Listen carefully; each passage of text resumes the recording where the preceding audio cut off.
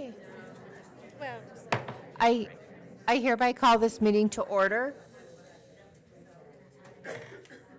I would like to thank tonight's presenters and everyone joining us in person and via live stream. Thank you for being here. Lauren Whitehead will lead us in the pledge.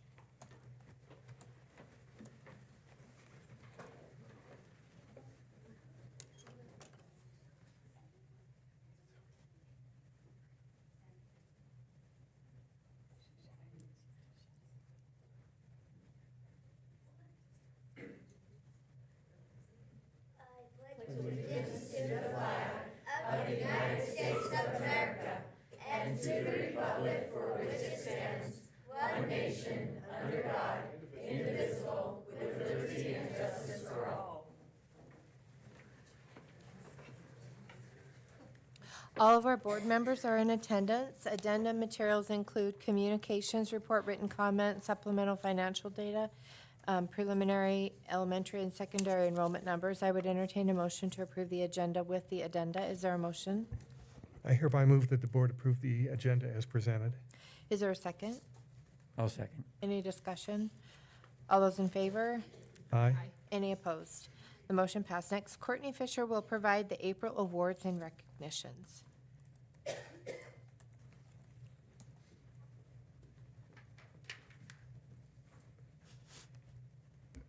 Good evening, Madam Chair, trustees, Dr. Howell, Ms. Johnson, and student representatives out there in the audience, and welcome audience. Tonight we will recognize several individuals who through their actions support our body and embody our district's mission to think more, learn more, and be more together. First up, we have our April Cake Award, which is our Learner of the Month Award. So we will do our elementary school Learner of the Month. The School District 25 believes a safe, supportive, caring, and respectful environment is critical to student learning.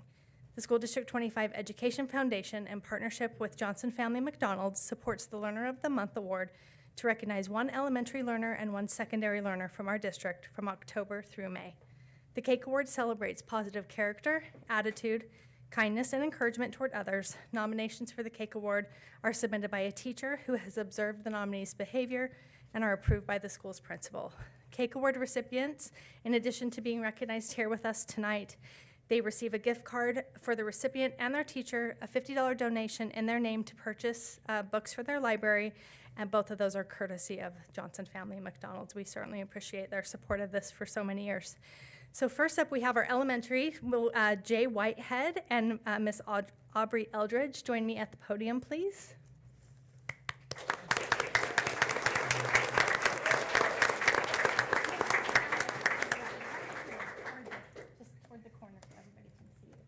Thanks for being here tonight.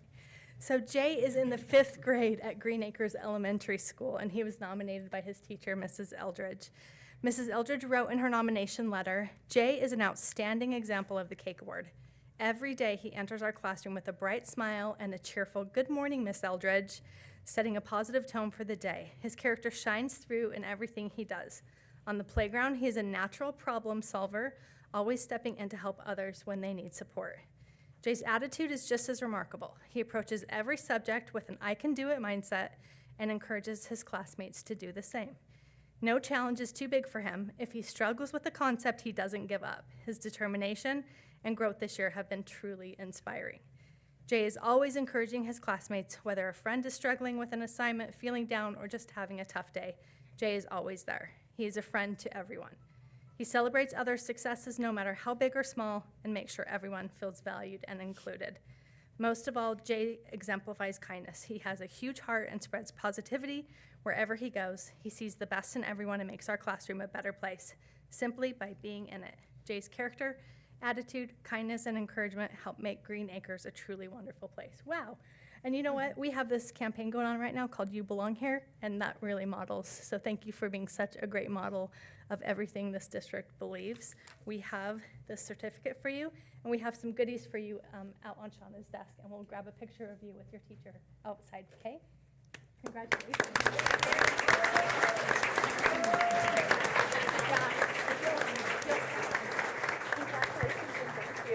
Thank you for the nomination. Good work. Good work. Thank you. Thanks very much. Thank you. Thank you.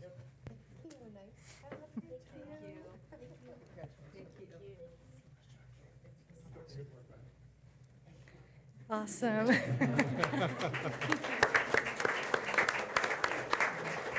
And thank you to Jay's little sister, Miss Lauren, for leading us in the pledge today. Next up, we have our secondary learner of the month, Dennis Taylor. Will you join me at the podium? And he was nominated by Jenny Park, Christy Taylor, and Patty Covert. If you'll all join me up here at the podium.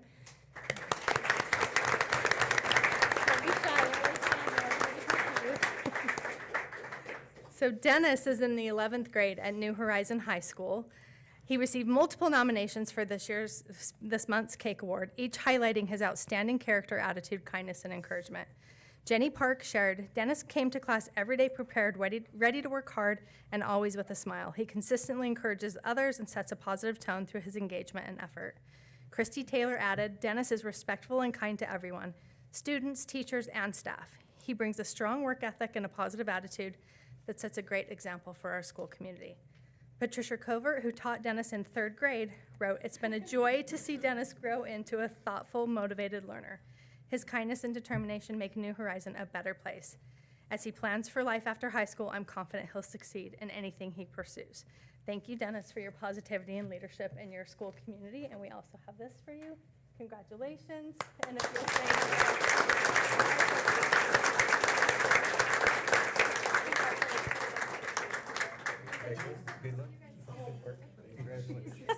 She's out here. Well, thank you for the nomination. Thank you so much. Thank you. That's awesome.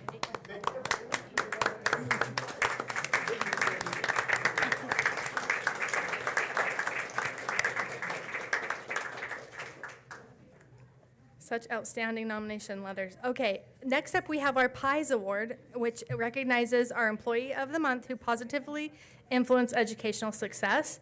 This is an award for employees who go above and beyond in that effort. And our PIES Award recipients receive a $50 gift card from Lookout Credit Union, our educational partner for this award. So this month is Jennifer Seneker from Indian Hills. Come on up.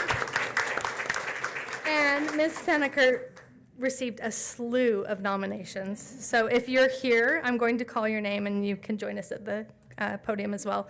Whitney Curzon, Sharice Balmer, Jenny Higgins, Michelle Bull, Heidi Smith, and Lisa Jorgensen. Are any of them here? Or any of you want to come up, you are welcome to. I know that we have lots of Indian Hills staff here to support this. So Jennifer is the behavior interventionist at Indian Hills Elementary School. She received several nominations for the April PIES Award, recognize her outstanding contributions to the school community. Each nomination submitted highlights Jennifer's consistent support for both learners and staff. Mrs. Curzon shared that Jennifer's calm, reassuring presence has become a vital support at Indian Hills. Whether through thoughtful gestures, listening, or words of encouragement, she helps foster a positive and trusting environment. Her work with learners, particularly in providing a calm space for de-escalation, helps them return to learning with confidence. Colleagues also emphasized Jennifer's proactive and practical approach to behavior intervention.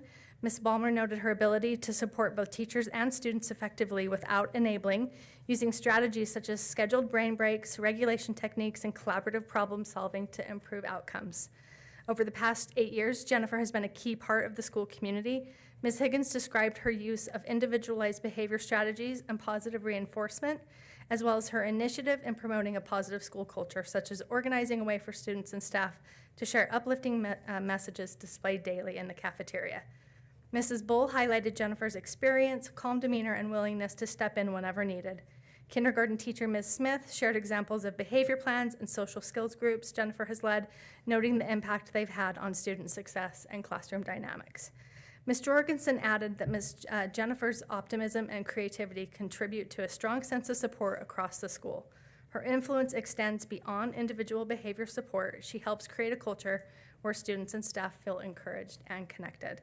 And based on these detailed nominations from her colleagues, Jennifer is recognized as the April PIES Award recipient. Her professionalism, consistency, and dedication play a vital role in supporting a positive learning environment at Indian Hills, and we thank you so much for your example and your efforts. And you will also receive this, and then a $50 gift card from Lookout Credit Union, our partner in this, and then you guys can share, maybe get some donuts to share among the staff. So thank you so much. And if you'll say hello.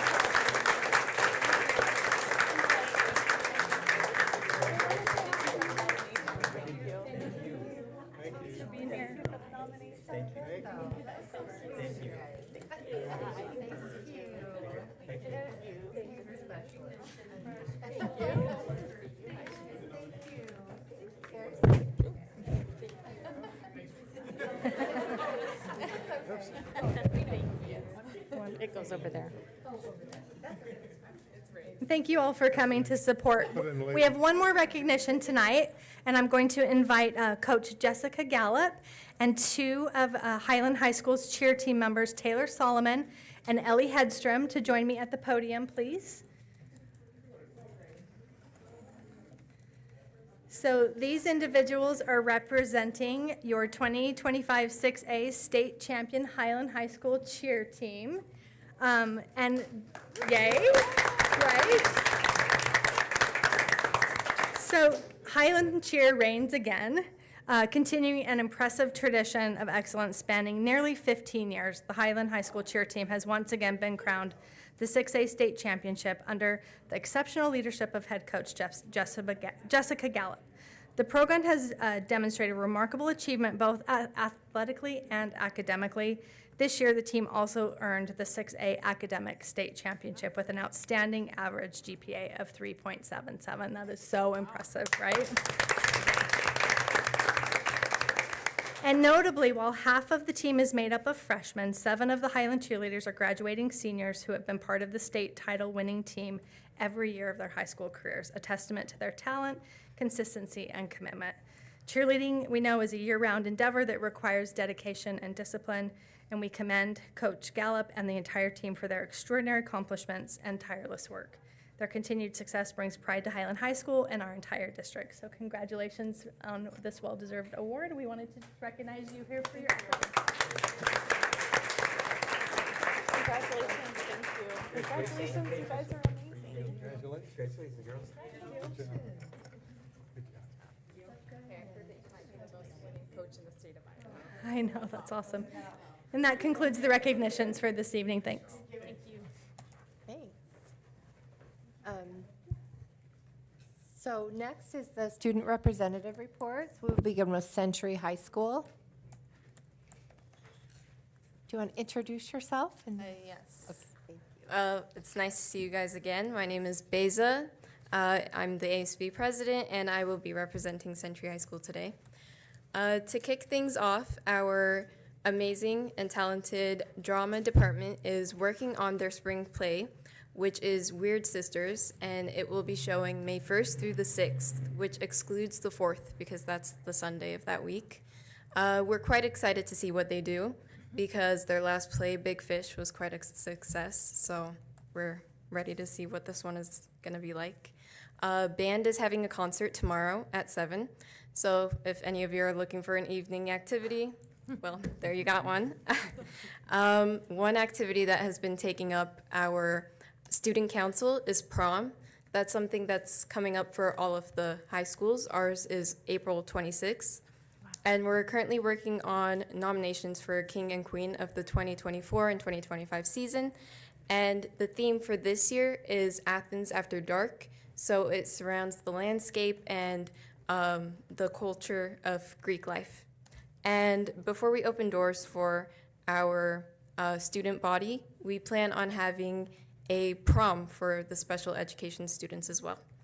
And then today, some members of student council went down to Irving to talk to the students that are taking health about the dangers of fentanyl. This is something that we've been doing all trimester, and we're really grateful for Irving for giving us that chance because I feel like as high schoolers, like middle schoolers kind of look up to us, and hearing this kind of stuff from us is very, it puts it out there. So we're really grateful for this opportunity again, and we hope to do the same thing next year as well. And we are having our Spring Sports Assembly April 22nd. We plan on just appreciating and celebrating all of the accomplishment the spring athletes have had. And March, last month, we had March Madness, so any student could come in and enter themselves to a basketball tournament. And we're having our final match during the assembly. So personally, I'm excited to see how that plays out. And then sports district is coming up soon, and all of the sports have been doing really good to prepare for that. Our track has had a very good season. They recently had a meet last week, and Century varsity girls got overall second place. And they have another meet this week. It's the Rigby Physical Therapy Invitationals, so good luck to them during that. And then tennis has also had a very dominant season. The boys varsity team has gone undefeated, and the girls has only lost one match so far, so very proud of them. And shifting away from sports, we recently hosted a career fair alongside Pokey and Highlands career counselors. So this was an opportunity not only for Century students, but everyone across the district to come in and see what summer jobs they can get, and also different opportunities and careers that they can have after graduation. And we also got named the prestigious Advanced Placement Honor Roll, and we're one out of the 13 schools here in Idaho to be given this title. And so that's something we're really proud of. And Century's FCCLA chapter is going to state this week, so good luck to them. And speech also had state recently, and one of the students, Electra Fleshman, got second place overall for radio journalism. And that is all I have to present for you guys today. Thank you for your time. Thank you. Do we have a student representative from Pocatello High School? Highland High School? Oh, I'm sorry. I didn't see you at first. Come on up.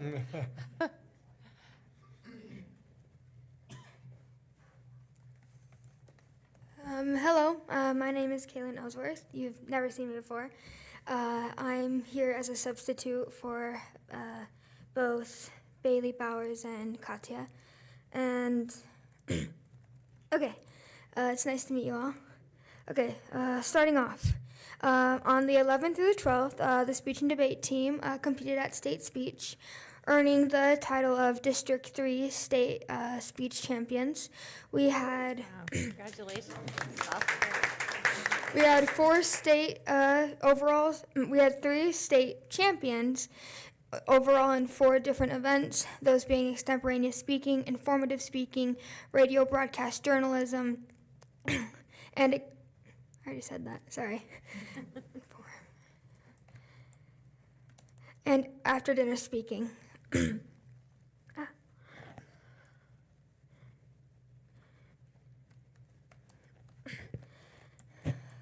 We recently held our class elections, and a few of the positions that have now been filled for next year are our co-student body presidents, our co-junior class presidents, and various positions across the overall student body. Next week, we'll be hosting our Prom Spirit Week. This includes Pokey's Got Talent, our day of service on Wednesday, obviously prom, with various dress-up days. And we congratulate our seniors who earned an academic scholarship through ISU on April 4th. And that's all I have for you guys. Thank you for your time. Thank you.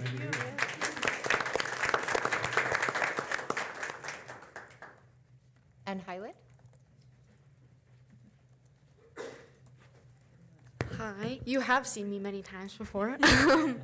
My name is Breland Rebake, and I'm the Highland High School representative. So Highland Speech also went to state. They took second overall in large schools. Rain Chen was state champion in her event. Michael Bahe, Maya Neindorf, and James Bradford took second in their events, and Miley Martin and Bella Rett took third in their events. We also want to congratulate Spencer Van Orden, who ran at the Arcadia Invitational in California over the weekend and won the 110-meter hurdles at 13.59 and took second in the 300-meter hurdles at 36.6. Both of these times beat the Idaho all-time records. He's in the top 15 hurdlers in the nation in both events, so we're super proud of him. That Yeah. is so cool. Yeah. Oh, my goodness. Miley Martin was chosen as the Pocatello Distinguished Young Woman, so we're very happy for her and excited for this next year for her. Our Highland Celebration of Champions Spirit Assembly is coming up on May 2nd, and we're really excited to celebrate all of our state champion teams and individual state champions. And then Highlands Prom is on May 3rd at the ISU Ballroom, and our theme is Walking in Wonderland. So we're really excited for that and all of our events that are coming up with spring sports and everything. And that's all I have for you. Thank you. Thank you. Courtney Fisher will now provide the Communications and Community Relations report.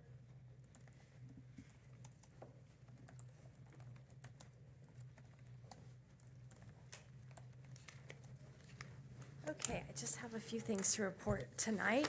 So on page 2 in your board packet of the report, I wanted to draw your attention to just some of our views. If you've, I should give a quiz, but if you've been paying attention, you'll notice that our views shot way up, and that was a direct result of the You Belong Here kindergarten campaign. So we got 453,000 views with a reach of 99,000. Lots of interactions and lots of good stuff. One of the other interesting stats on there is our YouTube. We received 8,000 total views and 7,403 minutes watched. And the interesting thing about the stats on the campaign are that the average view time of that kindergarten enrollment video was 29 seconds. The video was 30.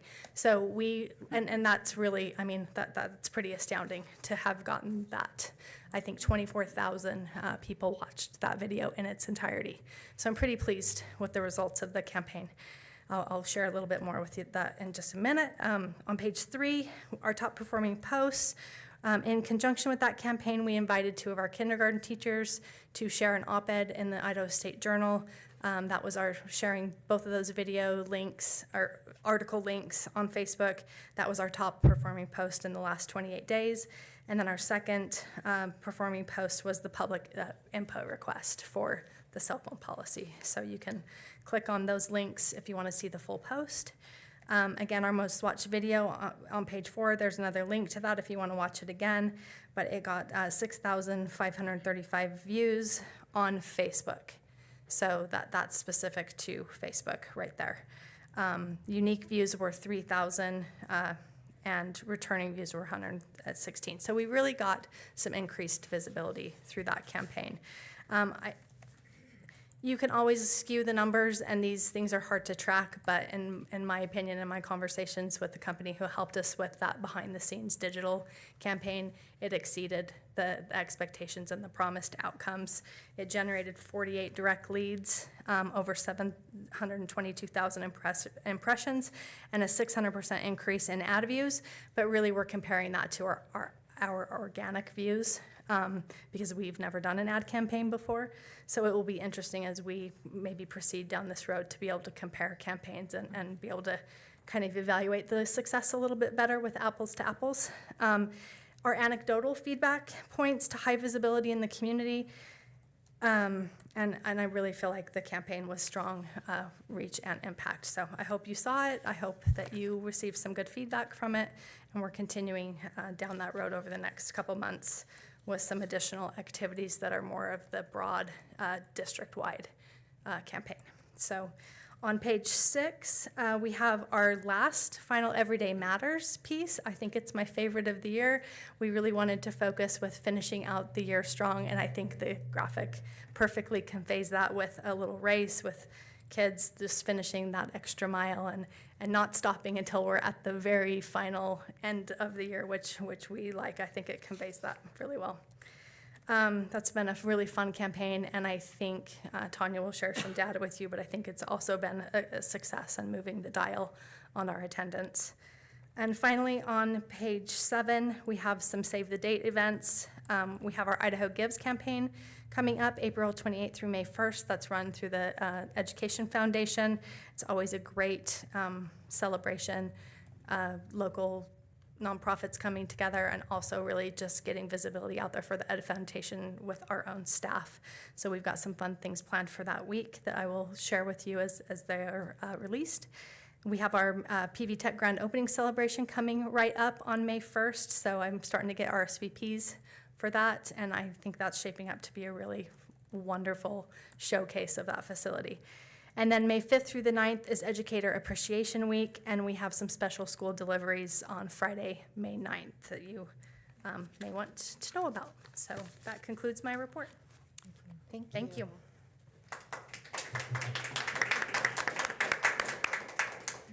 Next on the agenda is public and written comment on topics not pertinent to the agenda.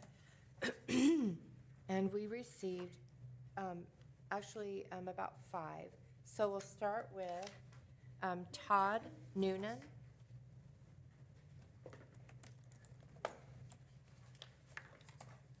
Should I sit here? Sure. Thank you. My name's Todd Noonan, and I first got involved here in Pocatello. I've been coaching cross-country skiing up at the city, also with the Ski Foundation, the Cross Country Ski Foundation, and have been training students during the winter time. And I know I was on the docket last month to speak here, and I was told that I was not supposed to give any personnel complaints, and I had parents that were coming, and I guess the parents had a meeting with some of the members of the district. I don't know if there was anybody from the board there, but it was regarding what's called the Rule of Two, which is the state limits the amount of contact coaches can have with athletes in the off-season. And specifically, I agree with the Rule of Two with regard to promoting the multi-sport participation of students. But one thing the Rule of Two does not cover is sports that are outside of the scholastic offered sports. In other words, unless it's a named sport in the school, that it's not their interest to control or to govern or limit the activity of students or the coaches in off-season to participate in teaching those things. And again, I've been doing this with students across all of Pocatello. And so one of the things that happened, and I think it should be, I just want to go on the record and have the board recognize the fact that the Rule of Two has been misapplied in my case, and I'm not making a complaint against any individual, but it unfortunately wasn't caught at a time when I was dismissed for that reason, because I was coaching cross-country skiers off-season, and that was one of the named main reasons for my dismissal. And as a result, there is no skilled or knowledgeable distance coach at Century, even though I coach cross-country in the fall, but I was dismissed from the track position, and I don't have a problem with if somebody doesn't want me there and so forth, but when they use that as a reason, I think it's I guess it hurt students, put it that way. And I talked to a parent today, and they voiced their complaints to, I guess, the HR director and Tanya, and I guess. Just make sure you're sticking to the policy, and, the policy that you're talking about, and make sure that you're not talking about, personnel or Right, a okay. complaint, and just to. Okay, well, all I'm saying is I just wanted to bring to attention, since the board didn't come to the meeting last week, there was no member of the board there, as far as I know. I just wanted to go on the record to let you know that policy was misapplied, and it can, it not only damaged, a number of the students and their progress, it's the discontinuity of their physical training, going from, I coached them in the fall. They had the first appearance at on the podium in cross country and at state in 17 years, and we so there's a lot of high expectation on the part of the students, and I think that's I just wanted to go on the record just to let you know that rule is being misapplied. Okay. Thank you so much for your comments. I appreciate that. Robert McGovern? I guess I'll let Christine. Oh, and so there are three of you, Laura and Michaela, I'm sorry. Michaela, sorry. So whoever wants to go first. Yeah. Hi, I'm Robert McGovern. I just want to address the concerns of the Franklin track being torn out. And a soccer field being put in, and but understand a 2-lane walking track. The Franklin currently has, I believe, 230 kids out for track, and I'm sure the same is with Irving and Alameda and Hawthorne. There is quite an issue of space, and we don't need a soccer coach, or a soccer field, sorry. I mean, I coached at Franklin for 8 years as volunteer coach, and then I went to Highland for soccer for 2 years. And I understand the problems they had with getting fields and hosting games, but I think that it's been addressed in the last 5 years. Franklin's the last school that isn't locked up to the community. Highland's locked up, Century's locked up, and Hawthorne's locked up. And the other track, ISU, is locked up. There is nowhere for Pocatello Running Club to meet on a Tuesday evening. And they have 30, 40, maybe more people out. And then there's, you know, the community up there that walk there safely.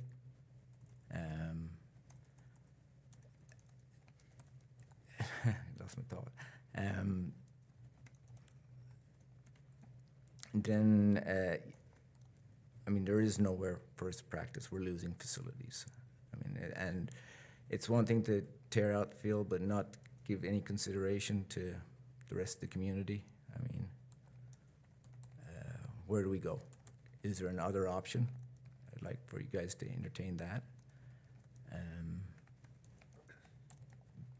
We're running out of space. And I understand the dilemma you guys have, but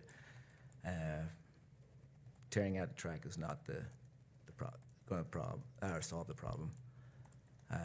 I understand there's issues with transferring kids over to Highland to Century for city meets, and they have to bring their own equipment, hurdles, rakes, shovels. Doesn't make sense. There should be, I mean, I know that you want fairness as far as, you know, all the middle schools have the same access. Understand that, but I don't think in this case it's beneficial.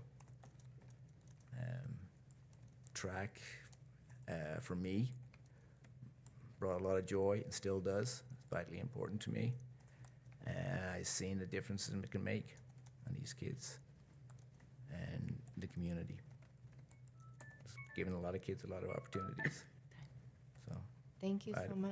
appreciate it. Yeah, thank you for sharing that. Next, Laura or Michaela? Which one, whoever wants to. Okay. And you are?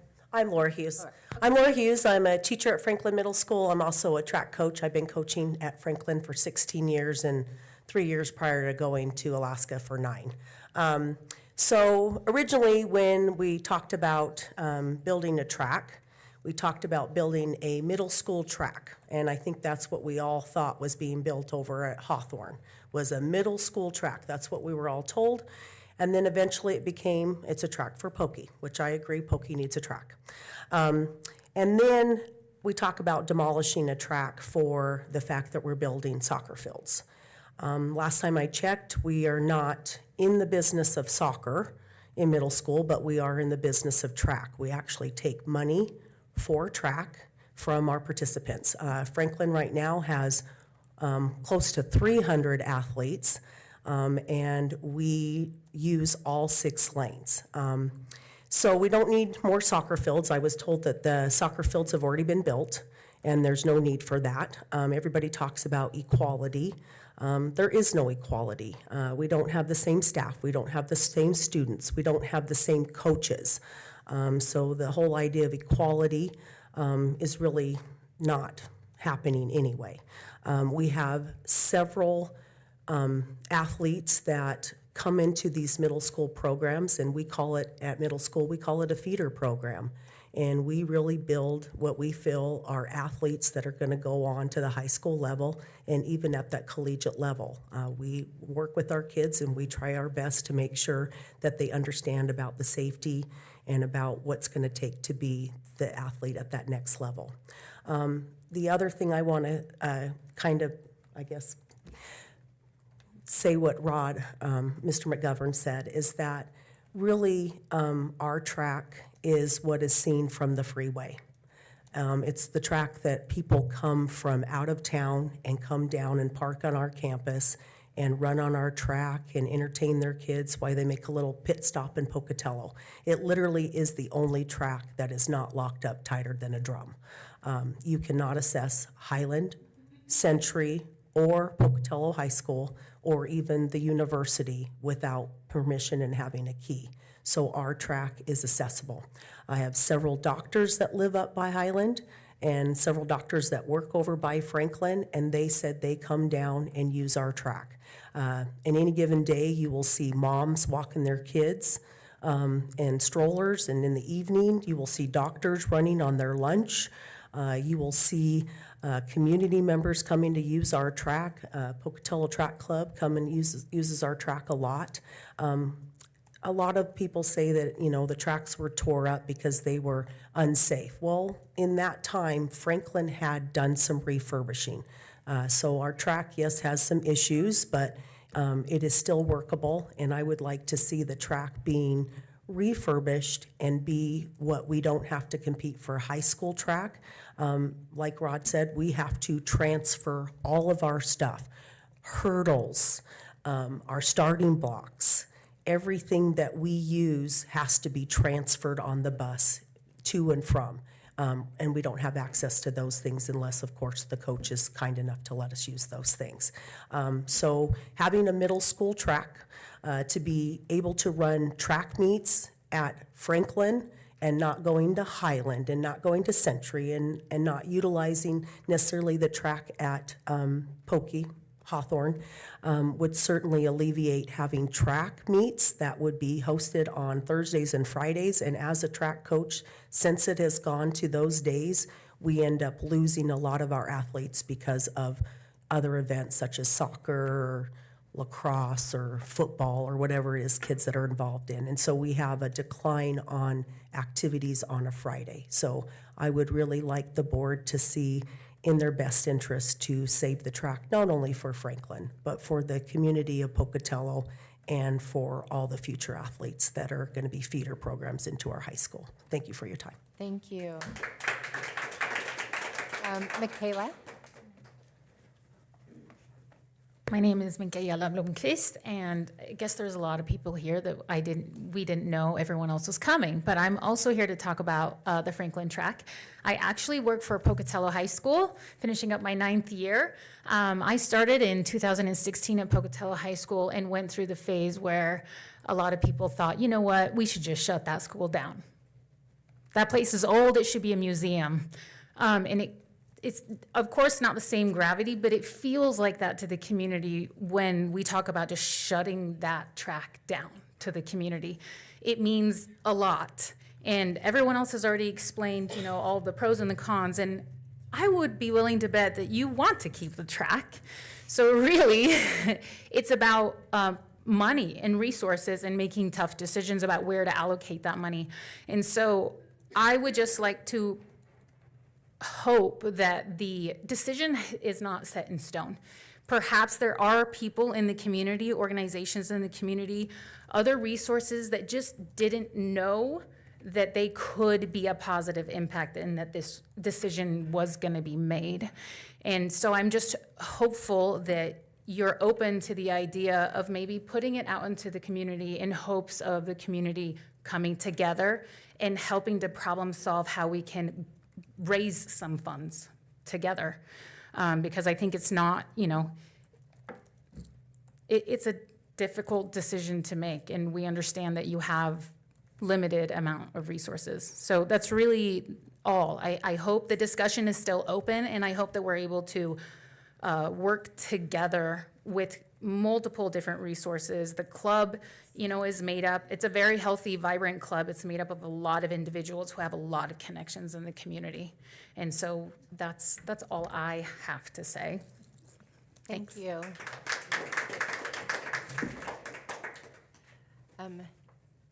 Next on the agenda is the approval of minutes. I would entertain a motion to approve March minutes as presented. Is there a motion? Oh, is there one more? There was another. Oh, is there one more? Oh, I'm It might so have been sorry. written on the same one that I gave you first. Sorry. Is it Melissa?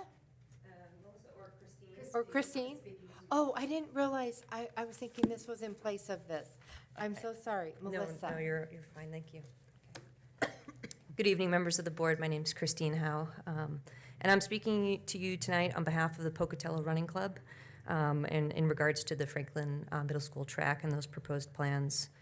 So the Pocatello Running Club serves the greater Pocatello community as a local club that participates in track, trail, road, and other running races and events. PRC was founded in 2006, and we currently have upwards of 115 members. One of the staples of the running club has been, for the last nearly 20 years, the Tuesday night track program. And so upon hearing of the potential plans to reduce the Franklin track to 3 lanes and remove the existing 6-lane track, we were quite concerned, just wanted to express the importance of maintaining the full-size track at that facility. PRC hosts the Tuesday night track, as I mentioned, and this is our opportunity to provide a free community organized event for local runners and local community members to come together and have a social running group experience.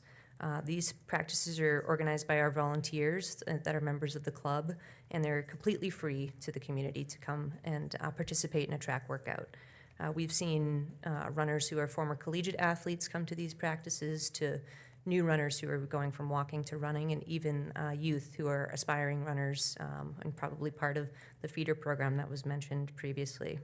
And this is a great opportunity for the community to come out, get some exercise, have a social group to make friendships, and also see some progress. Our current Tuesday nights see an average of between 20 to 30 runners, if not more.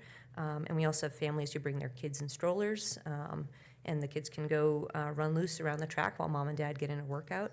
And we also partner with the City of Pocatello's Outdoor Rec program to do a Couch to 5K program to promote the Fun Run series. So we've been starting that in May. You may have seen some information about that. Track is a great thing because everyone can come to the track and participate, and nobody gets lost or left behind. So it's an opportunity to have a diverse group of all abilities come together and participate in a social event. Prior to hosting Tuesday Night Track at Franklin Middle School, Pocatello Running Club had originally been at the ISU track, and after that was renovated, that was closed to the public. After that, we moved to Highland High School, and since those renovations occurred, that has also been closed to the public. So Franklin really was the last location we could go to have an open, accessible track to utilize.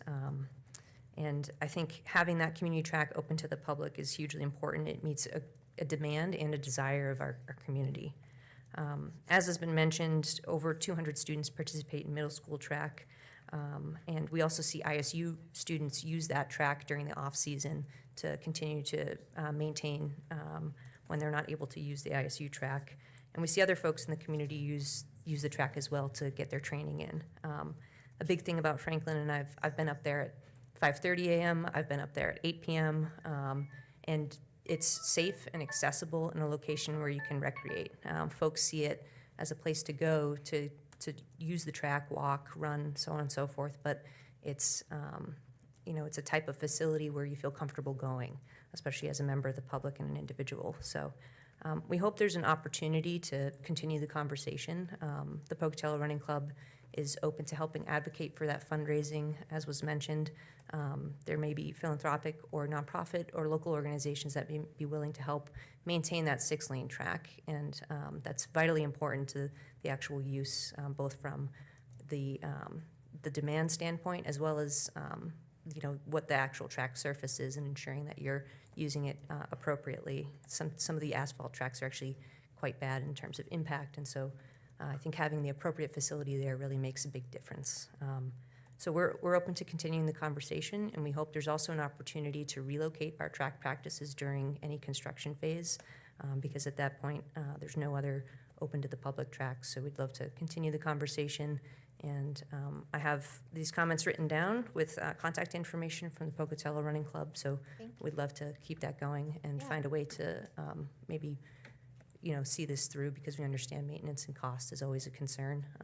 But Yeah, if you don't Thank you. mind giving those to Renee, and then she can include those excellent. in our board documents. I Thank appreciate your time. Yes, no, yes, thank you. Melissa? Oh, very much. Melissa? Or were you representing? Oh, you were representing. Oh. I don't know, Can I indulge the board? We got two current Franklin track athletes here, and we had to hurry to get done with practice to beat it over here. And because of their lack of inexperience, they didn't sign the paper, or they didn't know Oh. to sign the paper. oh, that's okay, come. Would that be okay with the Yes, board? yes, Okay, thank you. yes. Come on, you two. Yeah. So usually public comment is 3 minutes, so you go ahead. So my name is Goldie Newsom, and when I found out that there would be a decision of taking out the track, it kind of crushed me a little bit because I'm in 8th grade, and next year I'll be attending Highland High School. And I've already got some comments that said, why does it matter to you? Like, you're just going to go to Highland next year, and like you're going to be out of middle school. But it kind of hit me that I had a very great opportunity with the track, and I am one of the top athletes because of that track. And I've done a lot of research, and our track is the only quarter-mile track in this whole city that's functioning and public. And there's many people who use the track, like there's PT, there is the running club too.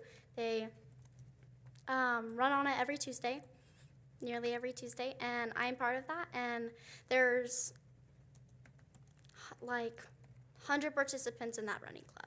And so I know like I'm just like a teenager, and maybe sometimes I get a little overpowered when it comes to these things, but it's just I feel like everyone should have a fair opportunity. But also college, that will be taking away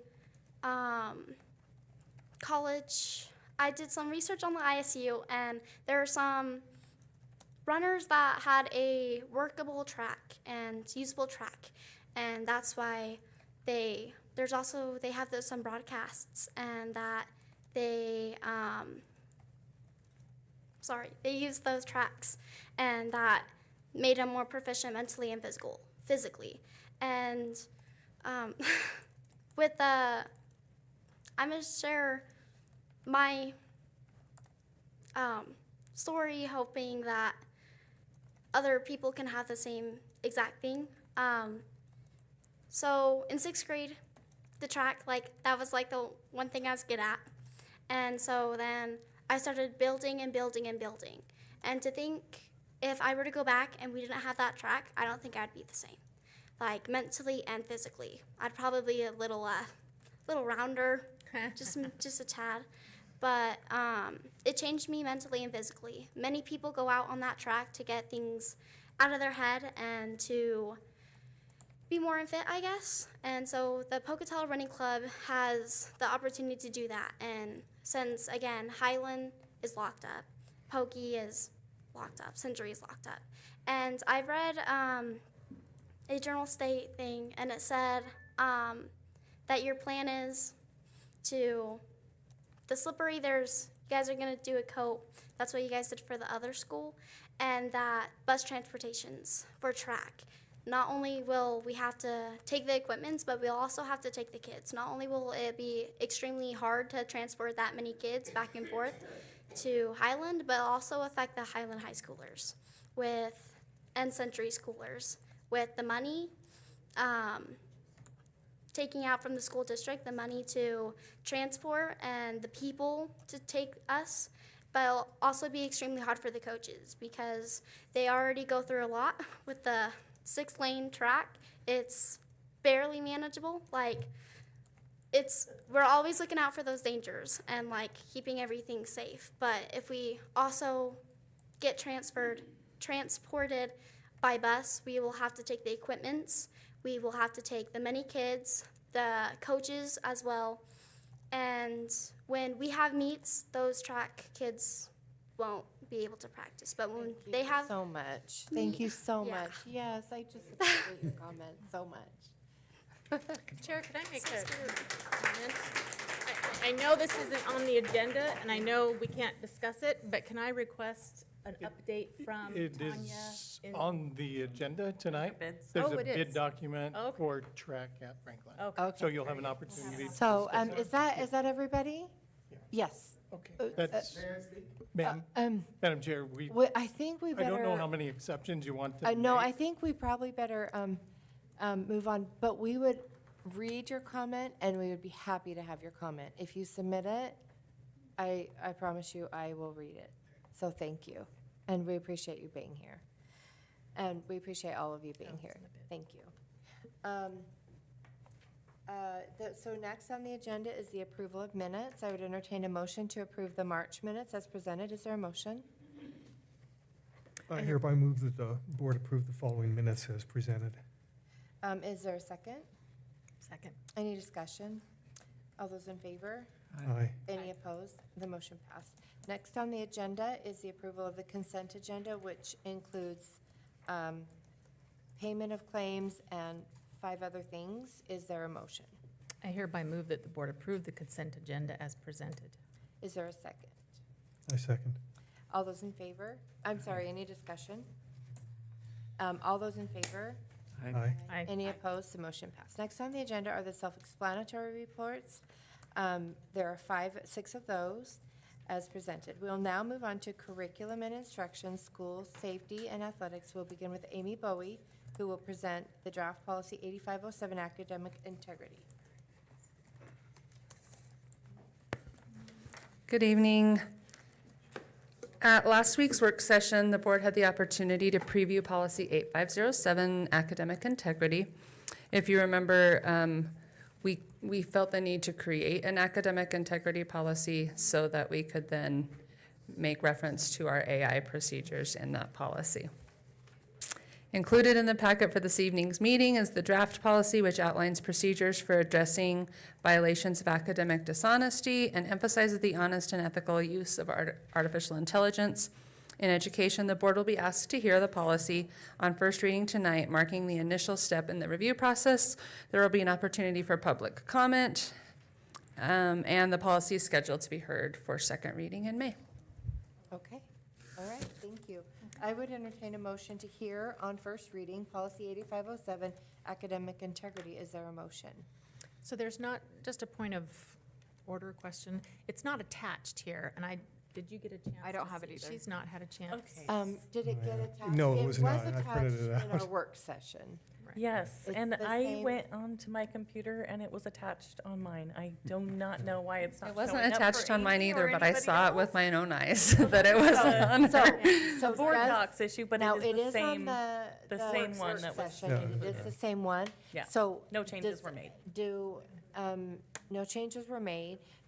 Does everybody feel comfortable with going ahead and hearing this on first reading, or do you want to wait on that? I guess I'll just go through the motion. Should I just go ahead and do that and then just see, and then in discussion, just let me know, okay? I would entertain a motion to hear on first reading, policy 8507, academic integrity. Is there a motion? I hereby move that the board hear on first reading draft policy 8507, academic integrity as presented. Is there a second? I'll second. Any discussion?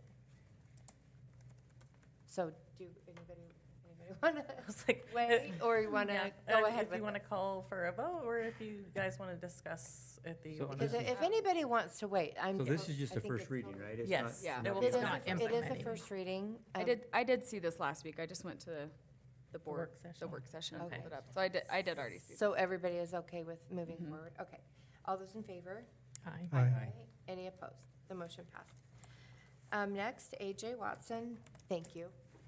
AJ Watson will present the following preliminary elementary enrollment update and 21st century after-school program update.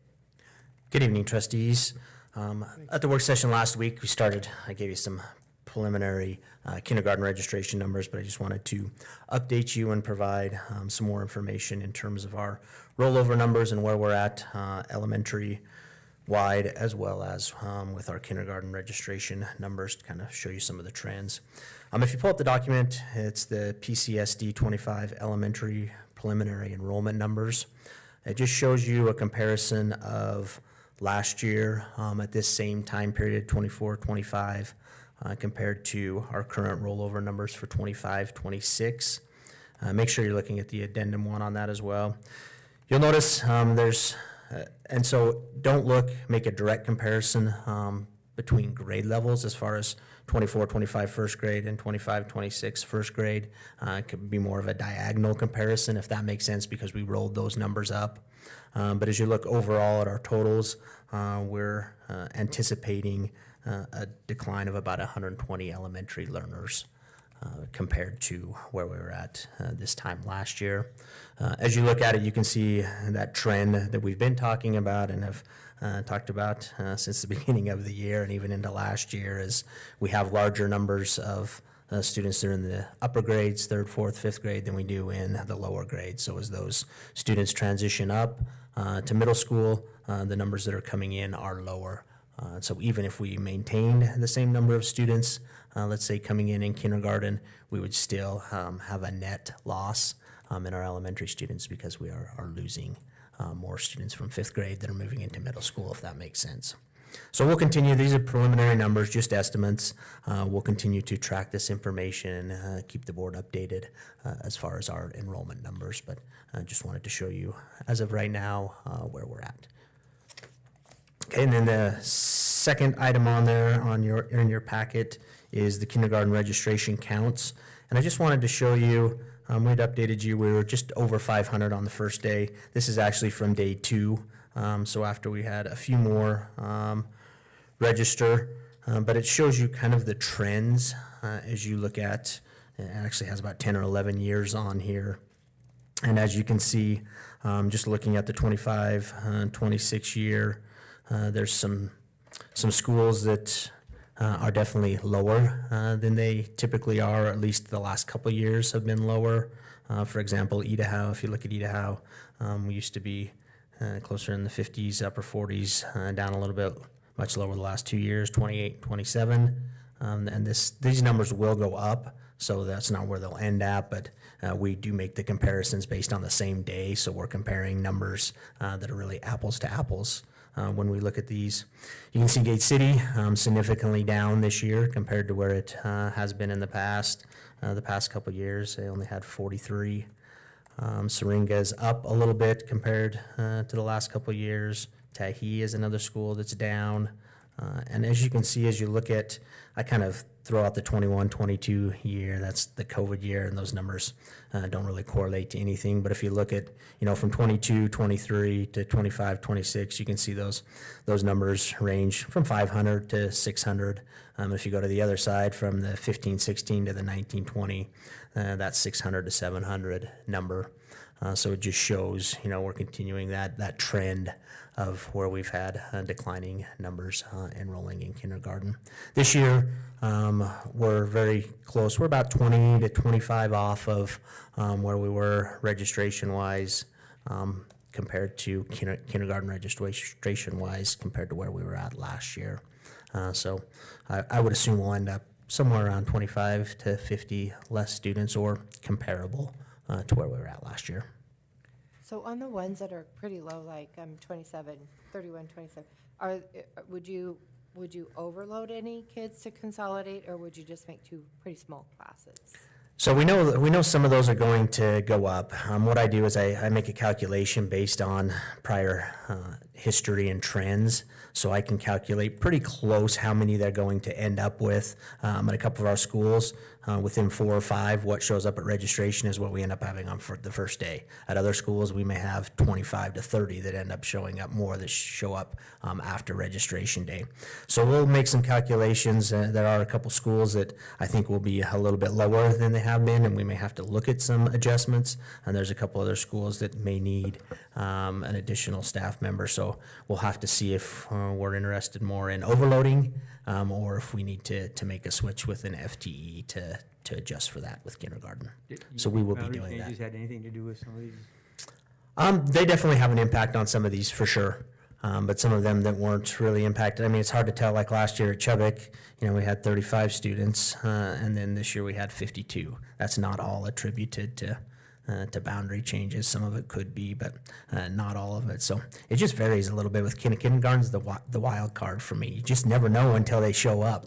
And so it makes it a little tougher as we're trying to balance things, and we make a lot of staffing decisions prior to this number coming in. So it's just a little more challenging to figure it out, but we'll do the very best we can. We have the capacity and we have the staff. It's just a matter of making it all work out the best that we can for our learners and for our families. Yes. So the question I Trustee have, Clark? so the one that says preliminary enrollment numbers, you have 537 and 561, and then the addendum is 517. So the numbers aren't even, I'm just curious, is there a timing snapshot? Is one what you're hoping to get to? Oh, okay. So you're comparing the kindergarten one. Yeah. So the kindergarten one, we pulled this as of, so it depends on what day it's pulled. Sure. So that 517 was as of day 2 with our kindergarten registration, because we don't pull this every single time we pull the numbers. And then this one was pulled on a different day when we had some additional registration. So usually between 5 to 10 kindergarten students registered this time of year every day. So we're continuing to add to it, but depending on when they were not pulled on the same day. So that's why those are 5 to differences. 10, that's across the district. Correct. 5 to Not 10. per school. No, not Right. per school. 5 to 10 across the district. Online, most of them are registering online. And then as we get further away from the registration date, that'll slow down to 2 or 3 or 1 that'll trickle in. So that's why those numbers are different, Trustee Clark. So I guess the other thing I'm also looking at when you say to look at the diagonal, I mean, obviously from kindergarten to first grade, that's a huge jump. Because here, well, it's 24-25 to 25-26, so you're going this way. Don't remember, those kindergarten numbers will, because of, are you looking at like 561 to 742? No, I'm looking at 561 to 800.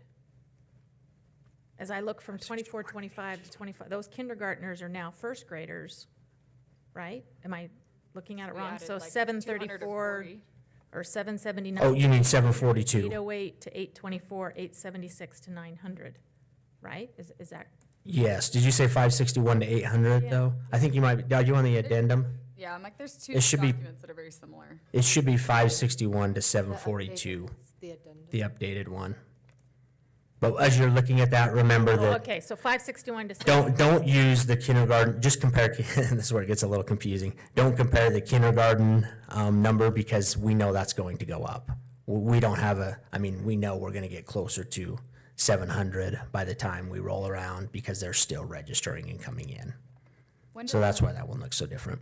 When does that registration complete? Because like, I have not finished registering my kindergarten. It does not. We, So when- we, when? we continue to take the, Well, through the so I first mean, day, the start of school, that you can as I'm register filling out my paperwork, when does it trigger to you to that there's a kid? once it's submitted.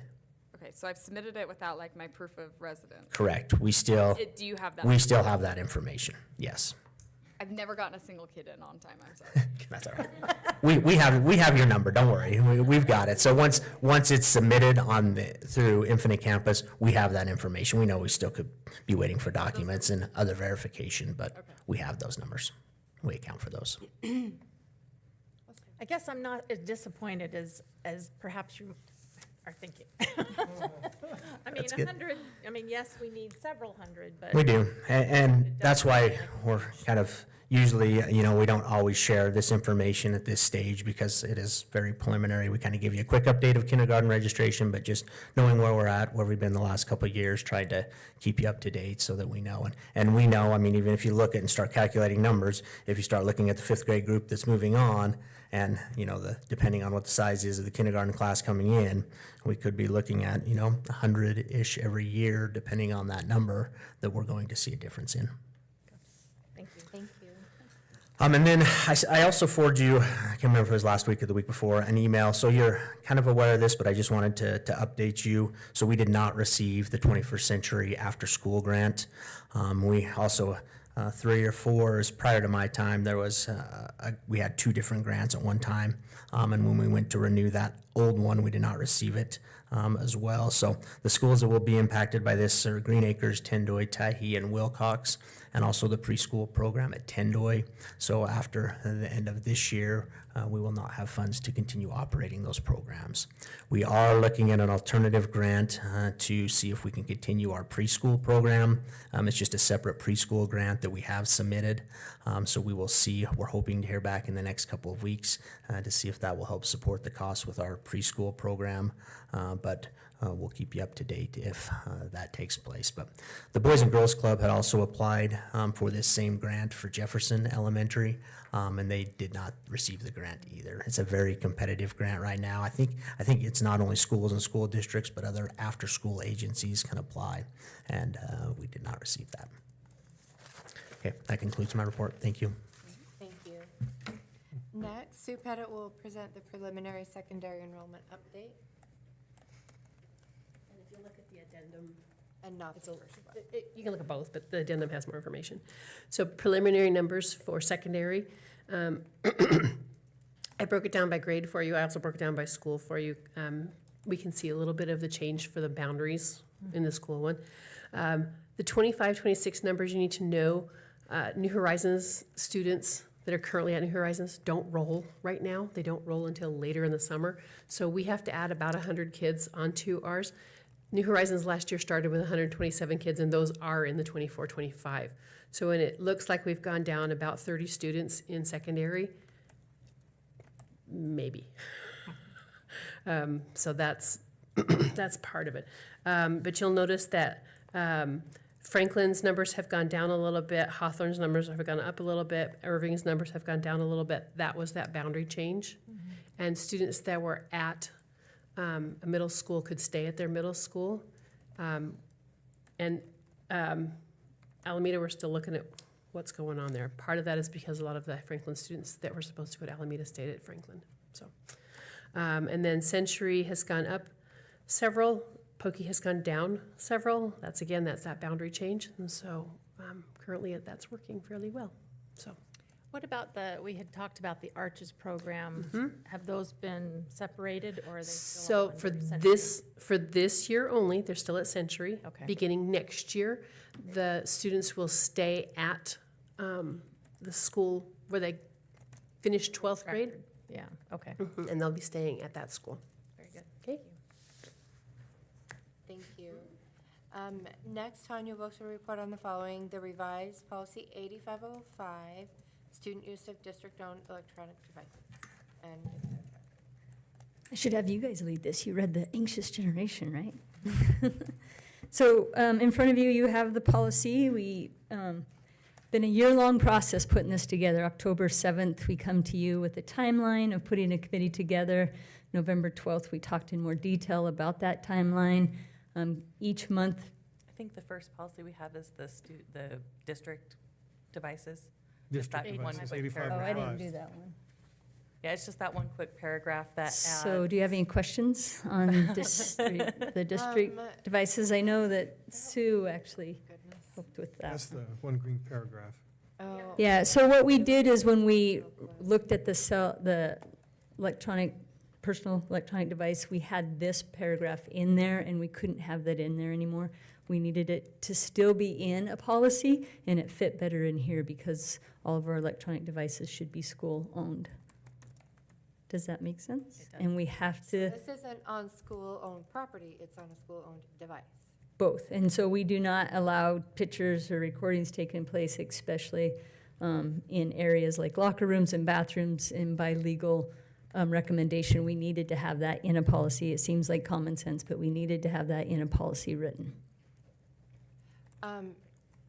So I guess I am still not sure, because it says use on any district-owned device unless authorized, and then it says in no case in the locker rooms. I get that. But then it says when the use of cameras or audio recording are authorized, they're required to, the whole individual permission and everything. Are you still talking about on a district-owned device? So the Chromebooks actually record, and And Right. you can do I all just of those wanted to things be and clear cameras that- that we will have. You weren't switching to a district-owned property. Nope. Okay. And we are all district-owned property, yes. Not personal. Right. Okay, but if the teacher can authorize that, because the blanket permission that parents do at the beginning of the year would include if a teacher authorizes it. If Correct. they're videoing for choir, for Yes. debate, for all the different things. Or a course, And a right? teacher can authorize that Yes. without written permission from the parents, because they've already received it Mhm. in their approvals at the beginning. Mhm, but not Okay, locker that rooms, was not a little bathrooms. confusing to me, but, okay, I got that. That was the key component. Okay. So, So are we any more questions about that one? any other questions? I would entertain a motion to hear policy 8505 on first reading. Is there a motion? I hereby move that the board hear on first reading policy 8505, student use of district-owned electronic devices, software systems, and network equipment as presented. Is there a second? Second. Any discussion? All those in favor? Aye. Aye. Any opposed? The motion passed. Next is the revised policy 8506, student use of personal electronic communication device. Sorry about that, I jumped the gun. So, a year-long process of putting this together.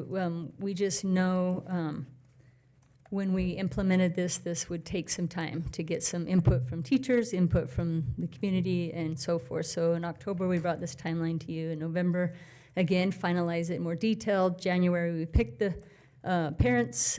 We had 80+ want to be a part of that, even the mayor, Mayor Plaid. And then in February, March, and April, we had our committee meetings, and this is what the committee would like to present in front of you, is these two policies. And how many meetings was it starting in February? So We had a how many- meeting in each month, so one in So February, one in March, and one in April. Okay. And we actually had the news there for two of those meetings. Okay. All right. Thank you. You bet. So we had a ton of comment. Okay.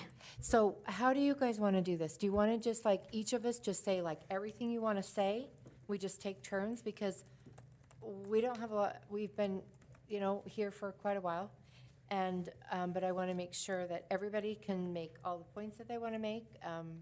How would you, do you want to just start with one person and just each take a turn to say what you feel? And then we can also have a conversation at the end, but at least everybody has a chance to So- say what they would like to say. Can I just understand what it is that we would be making a motion here? Is just first reading? First reading of this So policy not as written. implementing it, per Right. se, open Right. it for any tweaks that need to be. but not- Right.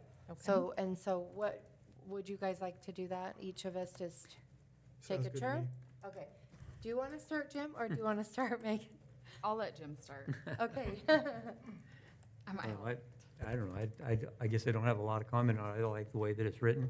I like the fact that, the things that are put into it, but, when the students can have and cannot have their devices, and I don't have a problem with it, so. Okay, well, first of all, as always, I'd like to thank the committee for all their hard work. Absolutely. And I attended all the meetings and also led the book study on the anxious generation.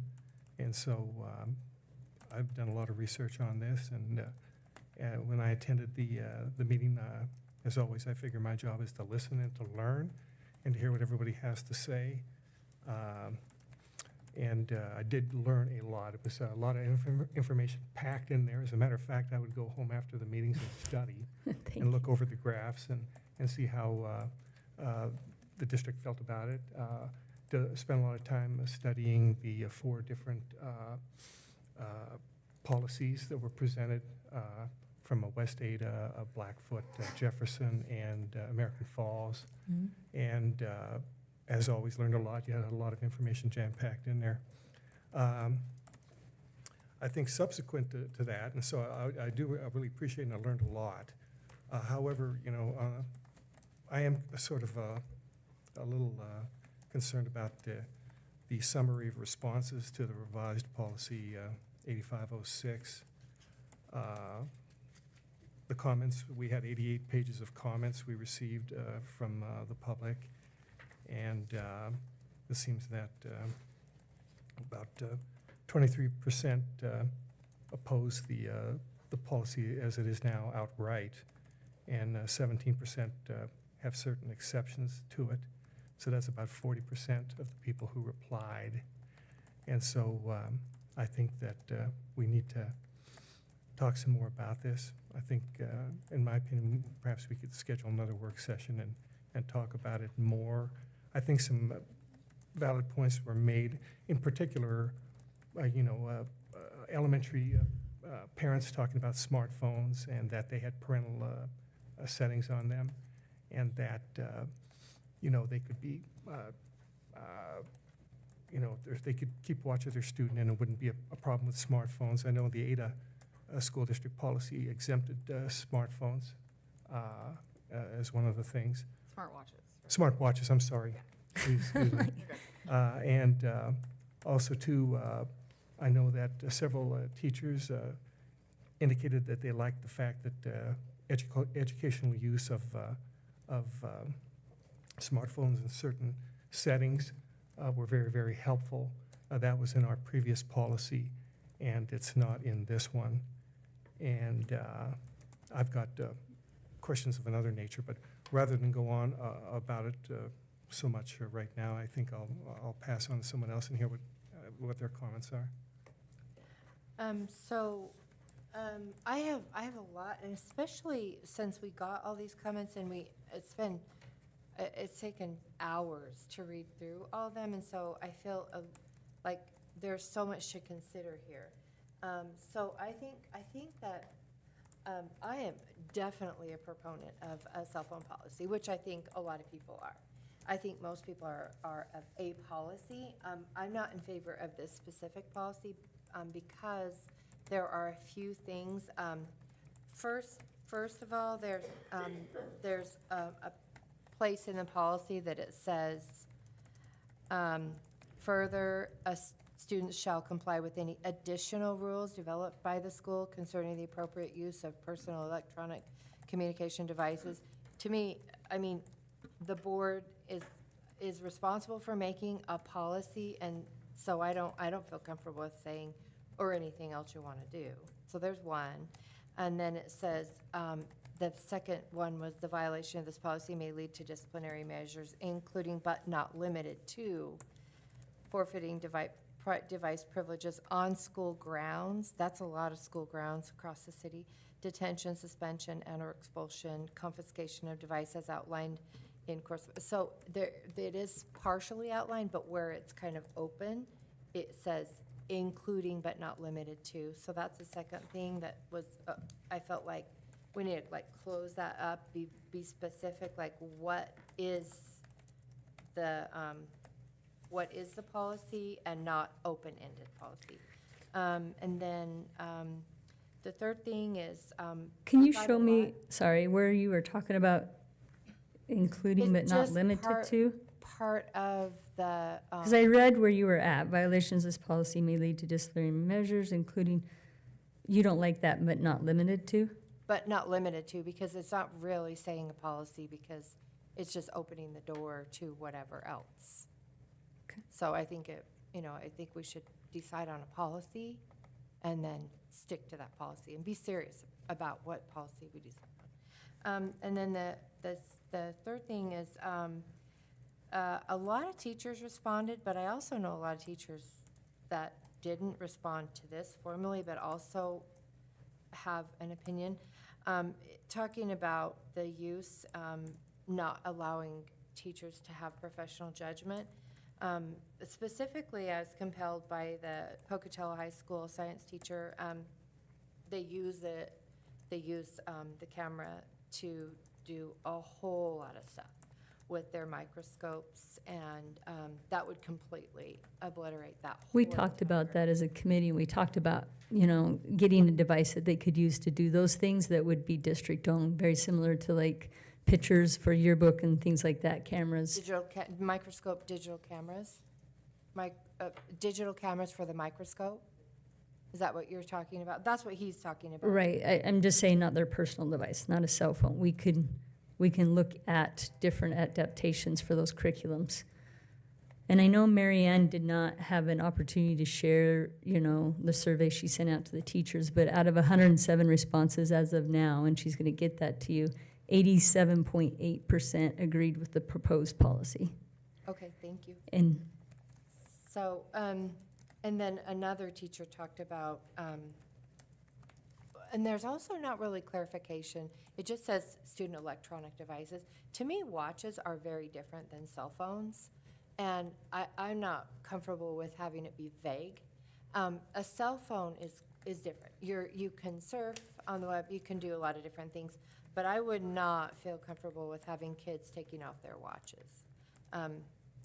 so I think, well, the personal electronic communication device was under the definitions. Right. And they even have glasses now that you can connect and you can do social media on your watch. And so I think that was what they were targeting. So I guess any inappropriate use with anything is a separate, kind of a separate issue, but a policy, in the policy, I think it should be very clear. Any inappropriate behavior, you know, we can, you know, teachers have the ability. I guess I'm not to understanding stop inappropriate. if they are using anything inappropriately, whether it's a pencil Correct. or We're whether just it's a trying, watch or anything, they have the freedom. right. I think the to purpose take of this care of was just the engagement, Right. the mental health, you know what I mean? And not necessarily, yes, the inappropriate Right. use is a completely different. Right. So that was one other thing. And then also, there was one other, actually quite a few comments about, and the compilation did not include everything. And some of the things where it said, I agree, they did have, but I would like to add the staff policy, or I would like to add this, or take this away. Right. I will There were just some note things, on the though. ones that were agree that said, but I would like this, it was because those were included in the language. So Okay, they so wanted exceptions for medical, well, that was included. There were a few that talked about, but I would want a staff policy to go along with it. And so that would be a bit different. But anyway, that's new. A staff It's not policy? that big of a deal. Like staff cell phone usage. A staff policy along with On what this. they're allowed to As a district policy. Yeah, that'd not- be an extension to a Not a different policy. procedure, right. So when I summarized it, it was, you know, and Ray, I guess which way you look at it, I looked at it as 60% supported it and 17 support with exceptions. And I looked at some of those exceptions and it talked about like emergency, being able to, and they would have it in their bag or their backpack, you know, it would be, and they can have it. So Provided something you it's could not look at taken the, away. Provided it's not taken away. correct, if they didn't have it out, which was the whole purpose, right? We don't want that out. And so I looked at some of those support and exceptions, that's 77% that were pretty close to what we have. And maybe tweak a little bit, like you said, Ray, you know, in the sense that maybe some additions. I think a big thing that I saw in the whole statements was just having it turned off. They want them turned on so they can track them. Right. Which- I'm really talking about my opinion. I'm not gonna base my opinion on a percentage, because to me, one good reason is just as important as another. I don't think we'll ever get 100% no, though, so we won't, want to but definitely. But my opinion is what I'm talking about Okay. specifically. I'm really not talking about in relation to everybody else's, because everyone is completely, totally 100% fine, you know, able to have their own opinion, that's totally fine. But this is really just specifically my concerns or worries. And then one other thing, I just did not want cell phones. I don't want them to be scrolling and to be shopping and, you know, doing all these things when they're supposed to be engaged in class. To me, that is the point of it. And the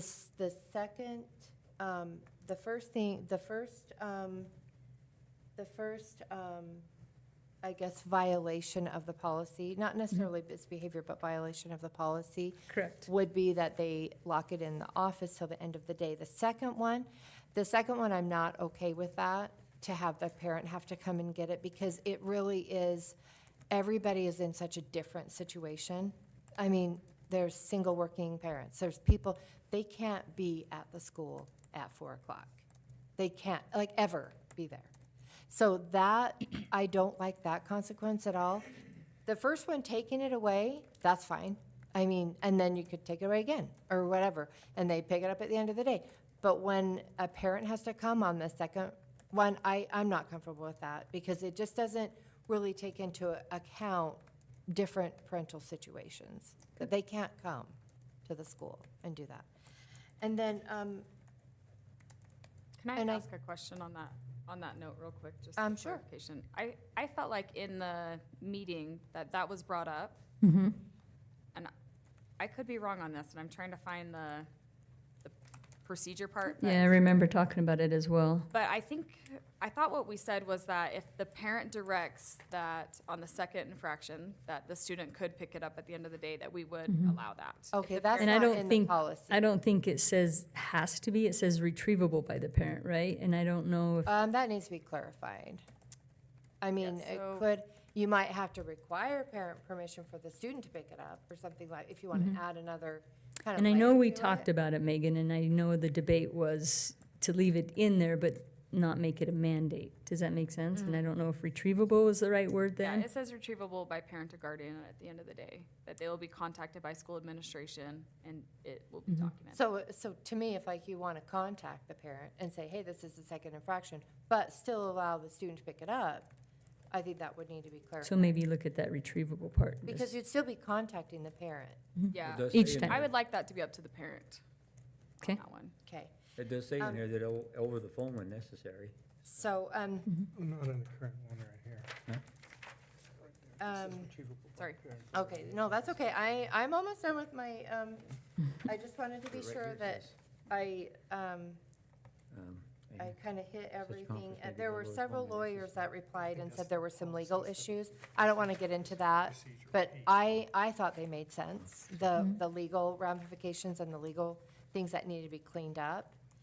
So, and then also, I guess the last thing is just parents, interfering with the parents' ability to kind of direct what's going on with their child, communicate with their child. So I do think that that shouldn't be disrupted. So in middle schools, currently in the middle school that my kids attended, there is no courtesy phone for the kids to be able to use without asking permission. You have to ask permission to use the phone in the office.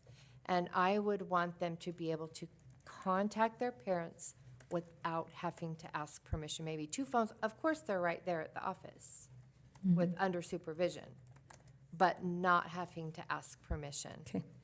You know, a girl with a period problem, that is the last thing they want to do, is have somebody say, why do you want to call your mom?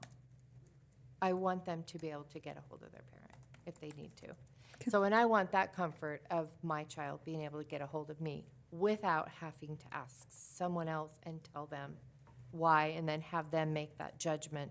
Well, I'll decide if it's an appropriate reason or not. No, I want that communication. Just, you know, it's in between classes, it's at lunch, or whatever it is. And it's, of course, it's supervised, you know, it's not, you know, just whatever. Anyway, as far as middle school and high school, too. But then so I don't want to take any of the parents, I don't want to tread on that at all.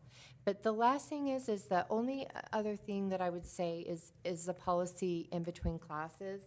I submitted that as some feedback that I got from teacher feedback, and that was that, I'm not going to read it, but it's in the email, and I don't think it was submitted as comment, but we can add it later. It's in the addendum.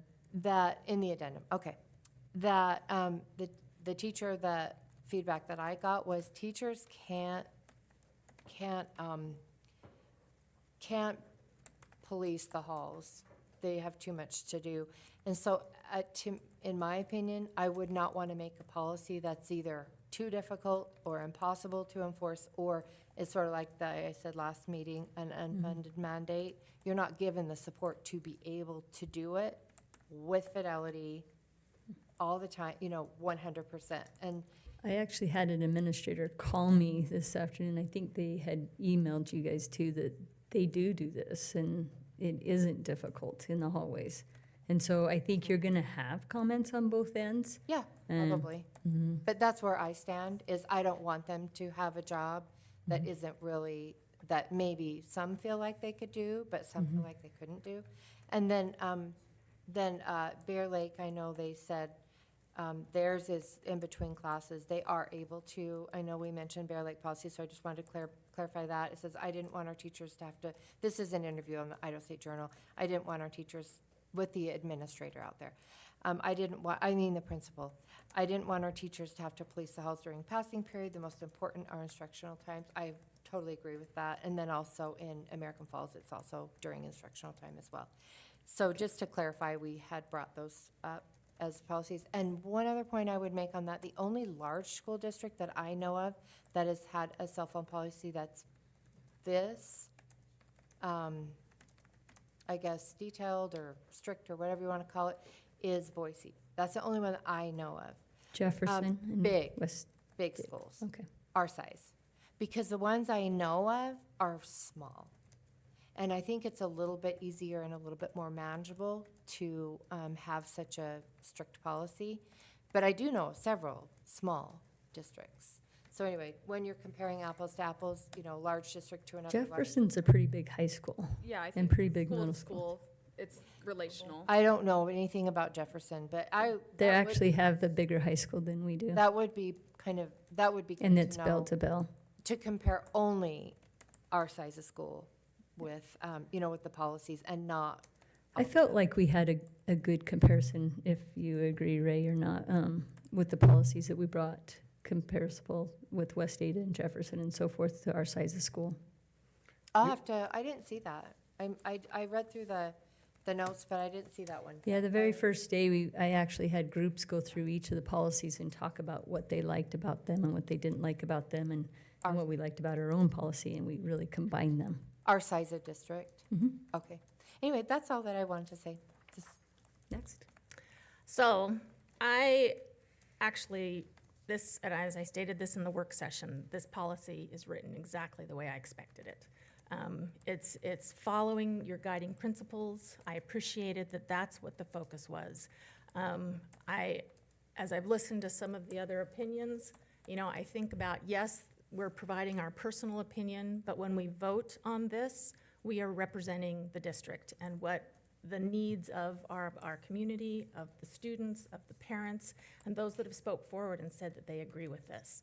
I think, as we've read in this book, as all the opinions that have come in, there is an epidemic of not knowing how to help manage this, and I think we can control a certain portion of these students' lives, that our goal is to, our mission is to have a learning environment. And these phones, these cell phones, are distractions. And it's not about shopping on your cell phone. It's not about, texting is somewhat limited on a cell phone, or on a smartwatch. But it's a distraction. It's something that pulls them away. You mentioned at the last work session about, if your daughter had a dentist appointment. And I thought about that, and I'm thinking, you bet. It's great to have that instantaneous confirmation with your child. But now you've distracted your child from whatever they were doing to be thinking about an after-school dentist appointment that could have been coordinated in the morning, or during lunch, if with our high schoolers that need to have access to their phones during lunch. We've talked about maintaining or containing it to just the learning environment and allowing them to have it during classes. Well, I sit there and I thought, between classes is also a learning environment. This is where they're learning social skills of face-to-face communication, of coordinating, talking about what happened in class, or meeting with a teacher, or having those social interactions that are so important in a learning to be an adult that we are, giving up on, or saying, well, they need to have their parent I guess as a parent, I I think it's important that my child learns how to be independent and doesn't have to have the apron strings constantly attached. And the comment about not having phones, I don't think there is anyone that is being told they can't make a phone call. And if my child has her period and needs to talk to someone, boy, I would be finding that teacher that would be willing to walk me or help me make that phone call. I think that's what our kids, we need to give them the ability to speak up for themselves in those situations. I just would be really proud of our district if we were to be able to be that bastion of an example, because I think these other small districts do look to us for so many things to set an example. And as I said in our work session, we're late to the game at this. Yes, we've had policies, but we're not, sticking with it, or at least we've been a little wishy-washy. I think, everyone that I've heard where it's implemented, you bet, that first month, couple weeks is rough. Kids struggle with it. I'm sure some of the teachers struggle with it. I'm sure I would struggle with it. Where's my phone? But at the same time, I think it's a different kind of learning environment that we would be creating. And I also believe that it's, we get our kids to think, I don't know. I just full-heartedly support. Now, I will say, in fact, I think it was the very last email that came in.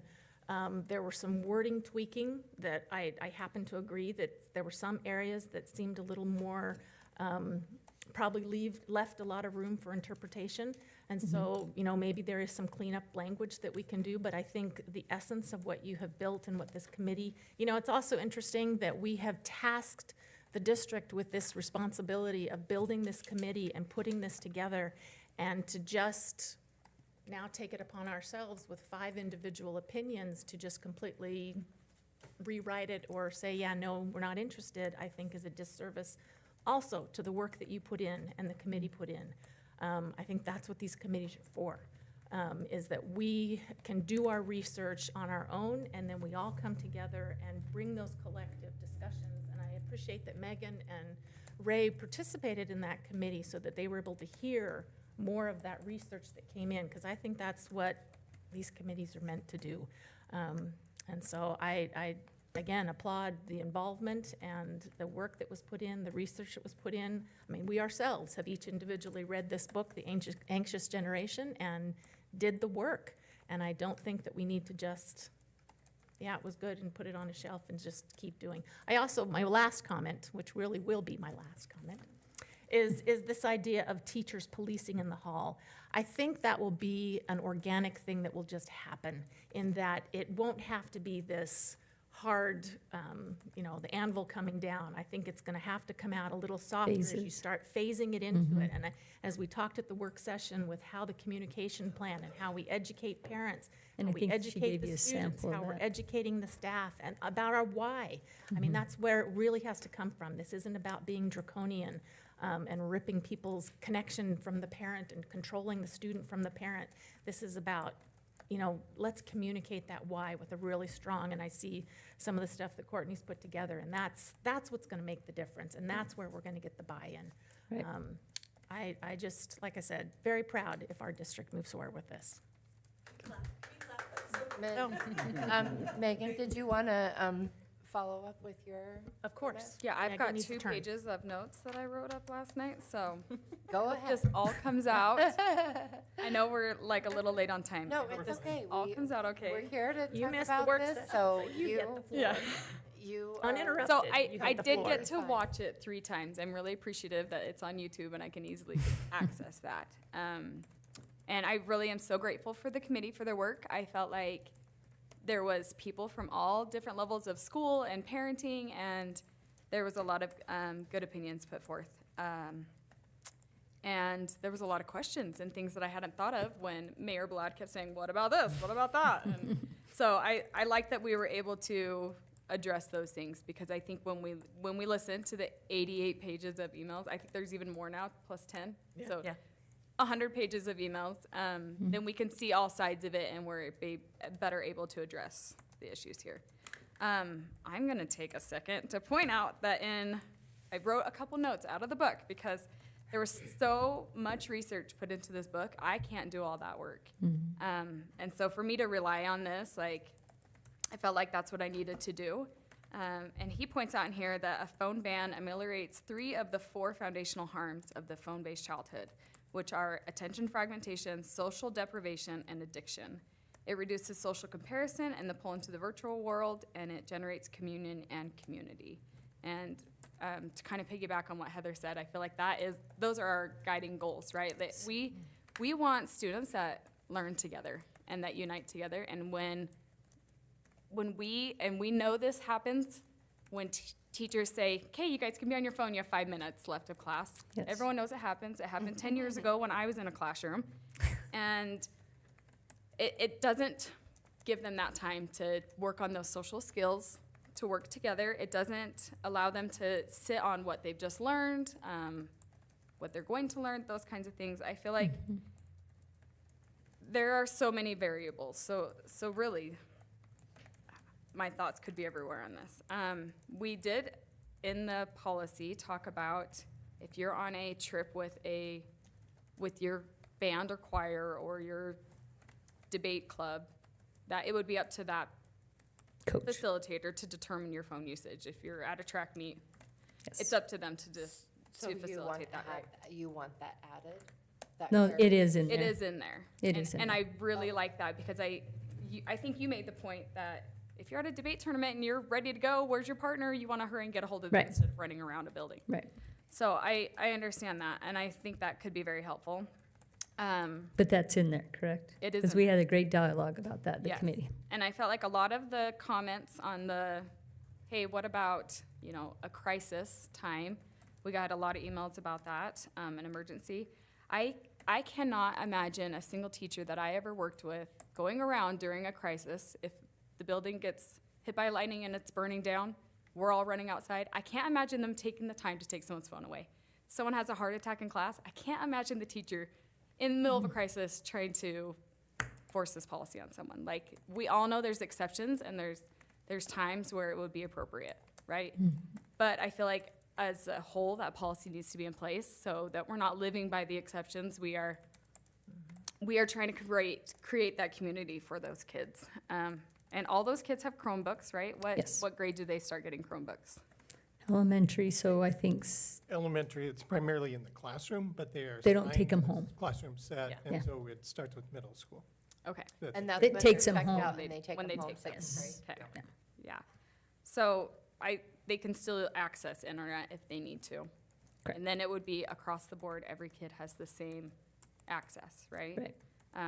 Because I know that was another comment a parent made, that her kid had to download internet on his phone in order to do what the rest of the class was doing. They And had we to do- download Safari to his phone, Okay. whatever that was. And then we also have written in the exception of children that would need their devices for medical reasons, Right. IEPs, 504s. Correct. I love all of that stuff. I just think that the research shows us that if we give the students time away from their devices instead of middle school class is what, 45 minutes? In a middle school class? Yeah. How long is your class? 70, 70? right? 52. 52. Okay. So But I used to be a instead high of just school, that it's- 52, But high school. 70. 70, yeah. So instead of that 52 minutes where they have a break and then they're back on their device and then they're back into class, it's gonna take that last 5-10 minutes of class of them thinking, what am I gonna find on my phone? And then they're gonna go to their next class, and then that's still gonna be their process of thought. They're not gonna be ready for that next class. And so that's kind of my between class reasoning, is like, if we're giving them a break, we gotta give them a break from it. We gotta really pull them out, because if we are, like, he relates this to like a drug for kids, and if we can acknowledge that, then we're not gonna say, okay, but you can have little doses of it all day. Like, we've gotta have that separation so they could be there to focus on education. So that's my thought on that. I just think that if we're in the business of educating students and preparing them for life after K-12, we have to focus on their intellectual well-being, their social well-being, and their mental well-being. And by not implementing a policy as strict as this, I think we're letting that go to the wayside. And we have so many kids with mental crises so many adults with mental crisis, Crises. so many. Thank you. That I just feel like we're not addressing it if we're not doing anything.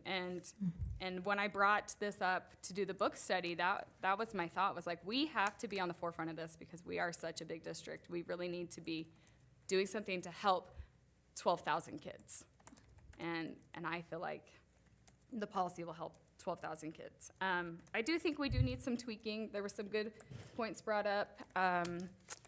Mrs. Orr brought up there was like a contradiction between like, and I think Deanna brought this up too, but the part about students shall comply with any additional rules developed by the school.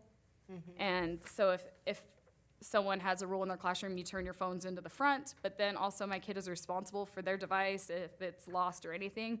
So that contradiction there, I do see a concern with that. Okay. Can I ask you a Yes. question on that? Do you think if we clarified that language right there to say, just to clarify that a teacher can have them put it in like a pocket thing? Just to clarify, they can do that, but not any other policy. I mean, I don't even want the teacher to do that. I think they should just keep the rule that it's put away and out of sight. Okay, I just know that one teacher said that they wanted to keep that. But anyway, that's fine, whatever, I just And then wanted to it's clarify. the student that walks it to the office. The teachers don't touch it. It goes from there to your lockers. Yeah, I bought Yeah, each sorry, I didn't office wanna lockers that interrupt have an individual key to that locker, so it's not a key to all. Each office, as in middle school and high school And elementary, and elementary. and Okay. elementary. Okay. I bought the high schools two, the middle schools one, and the elementary's one. Okay. And then I think we do need to have some more clarification about the bus, what the rules are on the bus. If it's bell to bell, does that cover the bus? Like, Right now, bell to bell does not cover the bus because the bus is before the bell And after. and after. yeah. So no, the bus isn't part of this policy at this time. There is a rules bus for policy, The right? transportation has Has their it- own they rules own about the their bus own and so separate forth. And they would love it if we put something in here. I don't know with the huge concern with parents and safety if we're there yet, but that's up to you I guys. think it might be too hard for a bus driver to monitor that while they're trying to watch the road. Yeah. But I do see concerns that And maybe that's something we do as we go down the road and see that need and see how we're doing. Yeah, there is already a bus policy. Yeah, okay. So then the, Mr. Rude's comments, the Pocatello High School science teacher, about using the iNaturalist program and how they took their devices to do that. I love that program. I love that idea. They would have to take a bus somewhere, so I feel like that might fall under the, The he gets to coaches. facilitate it Mhm. and I think so, determine too. their usage. Because it's unique, right? It's those one-offs that, and they're under the advisement of that coach, if you will. Yeah, so I would like that to be expressed to staff, like, Okay, when- as we lay it out. yes. Got How it. does that work with students who may not have as fancy of a phone? I mean, how does the equity work with that? Do they partner up? That's a good Yeah. question. I would love to That hear was a that. question He that I didn't had with mention that. is that he if- didn't mention a If phone. not every that, kid has, so- I mean, if someone has a You- flip phone, you know, could how re- would they? And I don't know if it requires an app that maybe, I don't know. Yeah, Those you are, could that's why I'd it's, say it wasn't an app, right? The iNaturalist app program or. right, and I They don't. uploaded the photos. So they're, Yeah. Yeah. so we I- can talk through those with staff. But let's Yeah. say those are the exceptions rather than. Yeah, Right, yeah, that's kind of. And that's already in here too. yeah. And I guess to wrap up all of my thoughts, we had 3 doctors write in and 2 mental health professionals that were 100% on board with this and just said how much they see a need for those things. And that it really is affecting our kids. And I just hate to say, we're gonna let the parents handle it because we are responsible for them at school. And no parent is sitting with their kid in class telling them, get off your phone right now. You're here to learn. That can't happen, right? We can't have 12,000 parents at school. So I just think that we are responsible for this and we need to do something, but there is some tweaking that would be helpful. Okay, I just need guidance on what tweaking. So, For sure. I just love everything that you said, and especially that first quote, because that was the whole point to me, I thought, was was this social and all of this stuff. So I love the idea of the middle school band with courtesy phones that they do not have to ask permission to use. Absolutely. And then I love the fact that they don't use them in their classes, because I think that is, I mean, it's funny because we tried to make a goal, a board goal, but we just couldn't agree upon the fact that, make a goal that we should have more collaborative learning in the classrooms, because we, during COVID, we kind of went to screens and electronics, and we couldn't make that a goal, and I just feel like that's like huge. That's what I want, is collaborative learning, and throughout the entire class period, and not, okay, your last 5 minutes, you gotta be on your phone. I love the idea of just having it be no phones. Throughout the class. So just to clarify, I like that middle school with the phones, and the courtesy phones. So I guess at this The point, high school, I want the during class, and then in between class period, that's what I would like. so Renee, do we I was have to gonna have say, a I board think member what I would make like to do motion? is have a motion for hearing on first reading. And then as we get those comments, you guys can say, I would like to see this change made. We can put those Vote on into it. the packet for the Okay. next time and review all suggested changes from I'd just board like to make members. a comment too before we go to that, though, a Mhm. couple of comments. I know there's been a lot of discussion in the public lately about the school board not listening to the community and delegating too much authority to committees and things like that. So I wouldn't doubt that there would be some kickback from that. I do think that if we have a 23% opposition to it, there's going to be some blowback, and we should be prepared for that. Also, too, we do want our teachers to act as proper role models, and so we don't want them looking at their phone in class.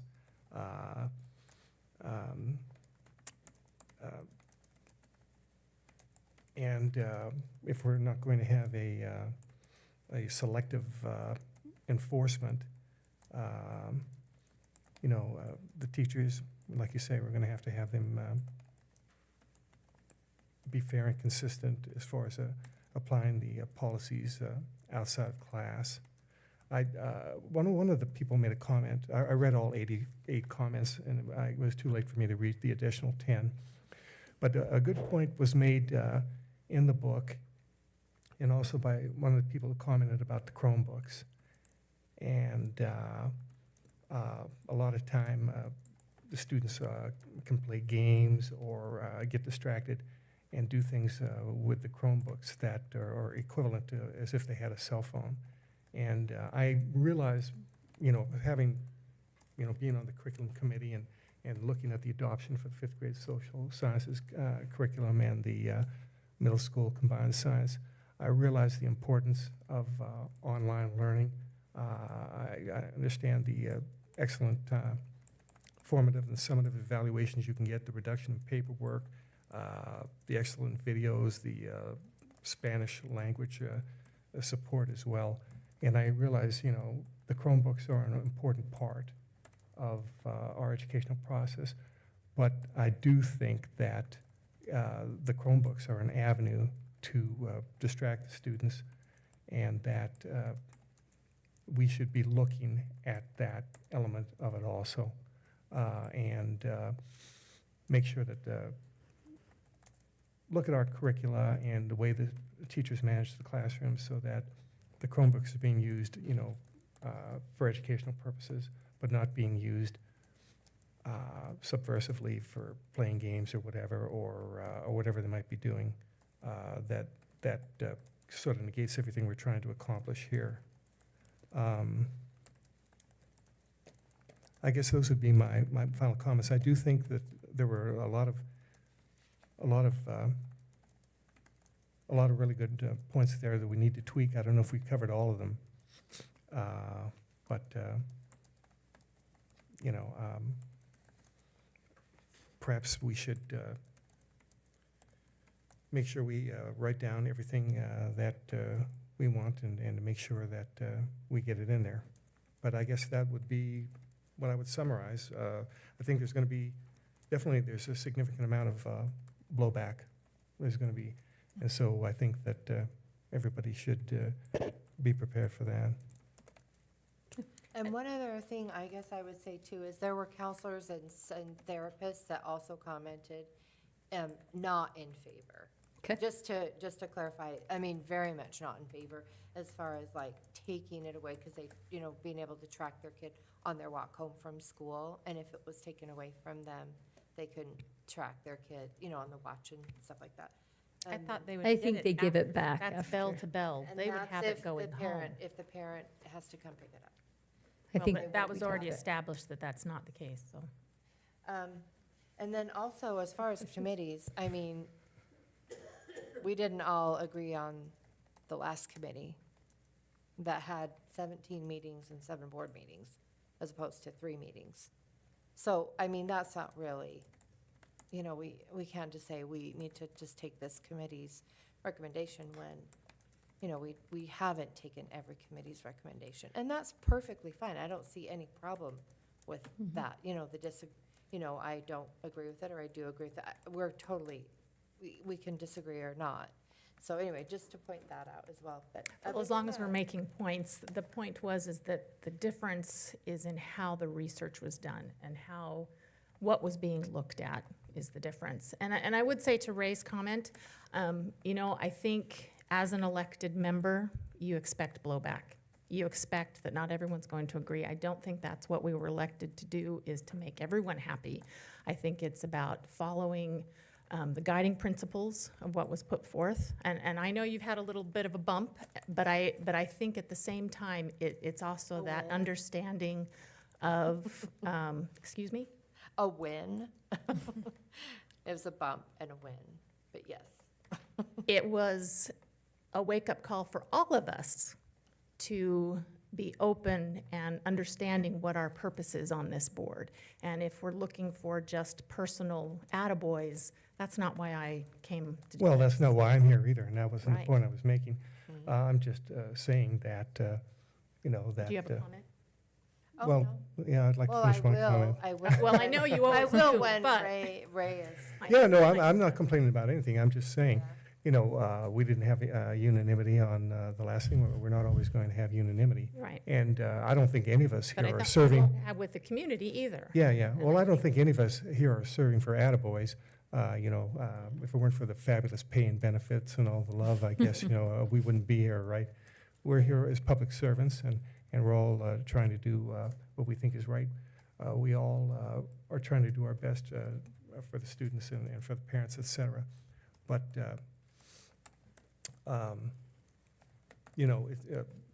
we need uniform application, and like I say, I think it's really important that the teachers set a good example. Absolutely. And, Absolutely. And I think that goes into the You wanna act communications like when plan, you do on the of how we, Yeah. well, I think that's written into Absolutely. 8506P. It's in there about, under the I don't, expectations from the staff. I don't think there's very much. Yeah, that's a whole different policy, because this is Yeah. just student, this is just Because there's staff. no, like, Yeah, I know, we're talking about There's no 8506 right now, not Yeah, so that would be a 8506P. different one. Okay. yeah, so, but maybe you could bring that up in the comments to add that. But I think we all definitely have a right to our own diverse views and opinions, and we come from very different places, which is also very important that we're representing different groups of people, and we have had different life experiences. I respect everybody's opinion here. I think it's really important. So if there's any other comment, we'll go ahead. If not, then I'll go ahead and ask for a motion, and then we can list all of the things that maybe, when we do the comment, we can just kind of make a list of any changes. Is that what you wanted, Renee? I'm probably not in the motion, just like submit it afterwards, any comments or changes, so that we can put that in the May work session packet for like, Oh, okay, so you don't want to These are- take notes on like what Right. specific changes? yeah, there's a lot Okay, okay, of Okay. changes to discuss. We're So if running you a have little long, changes that too. you'd like to see Okay. or clean up language, please just highlight those areas and say what you'd like to have written there so instead. if we want, if there are any changes to this, then we vote no. If we would like to see any changes, we would vote no, make those Don't think changes, that's and then what it would it's- go back to. I'll just clarify real quick that right now, if you all hear the policy on first reading, that is not adopting anything, that you could hear it on first reading, submit proposed changes, discuss those changes before adopting, and if you don't like the changes or you can't come to consensus, then you would move it for a third reading at that time. For a But third reading? Yes. When you say consensus. Yes, consensus of, we have all of this comment that they want changed here, or I just want these couple of little tweaks. Can we come to an agreement on Right. which Right, language but we're gonna include? Ultimately, it could be, as Mr. Knopf pointed Mhm. out, a difference of opinion Yeah. between board members. Oh, For sure. yeah. And the vote could be different. Yes. So consensus is not 100% one way or the other. Right. I just wanted to Right. clarify that point. Yeah. Yeah. Yeah. Yeah, just whatever changes we decide as a board that we would like to make. We just talk about those in the work session. And I Yeah. think it's completely acceptable to make some tweaks and changes. Okay, yeah. Because we and all wanted a Hearing it on policy, first which reading we all tonight, still though, do. will not say Yeah. that you can't make changes to Yeah. this policy. And I'm pretty sure that we all are still on the same page, that we do want a policy, and there's just absolutely nothing wrong with, making some adjustments or changes. I just don't see anything wrong with that at all. So, so I would entertain a motion to, I don't see it, but just to hear policy 8506 on first reading. Is there a motion? I hereby move that the board hear on first reading policy 8506, student use of personal electronic communication devices as presented. Is there a second? I'll second. Any discussion? All those in favor? Aye. Aye. Aye. Any opposed? The motion passed. The next on the agenda is Human Resources. Brenda Minor will provide a PACT program and staffing update.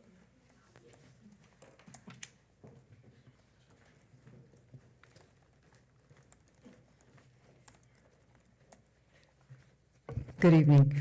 I just wanted to give you a quick update on where we are in hiring as we move into April, and just kind of let you know where that stands. So we have a principal opening at Indian Hills.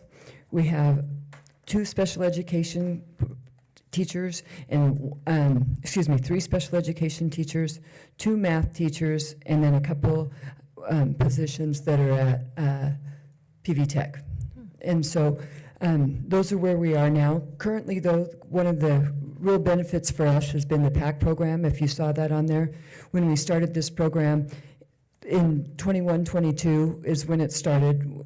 And then we've had 2 graduates that the very first year, before they realized that there was going to be some tweaks that needed, there was a master's program. So we hired 2 teachers from that they were able to get their master's degree.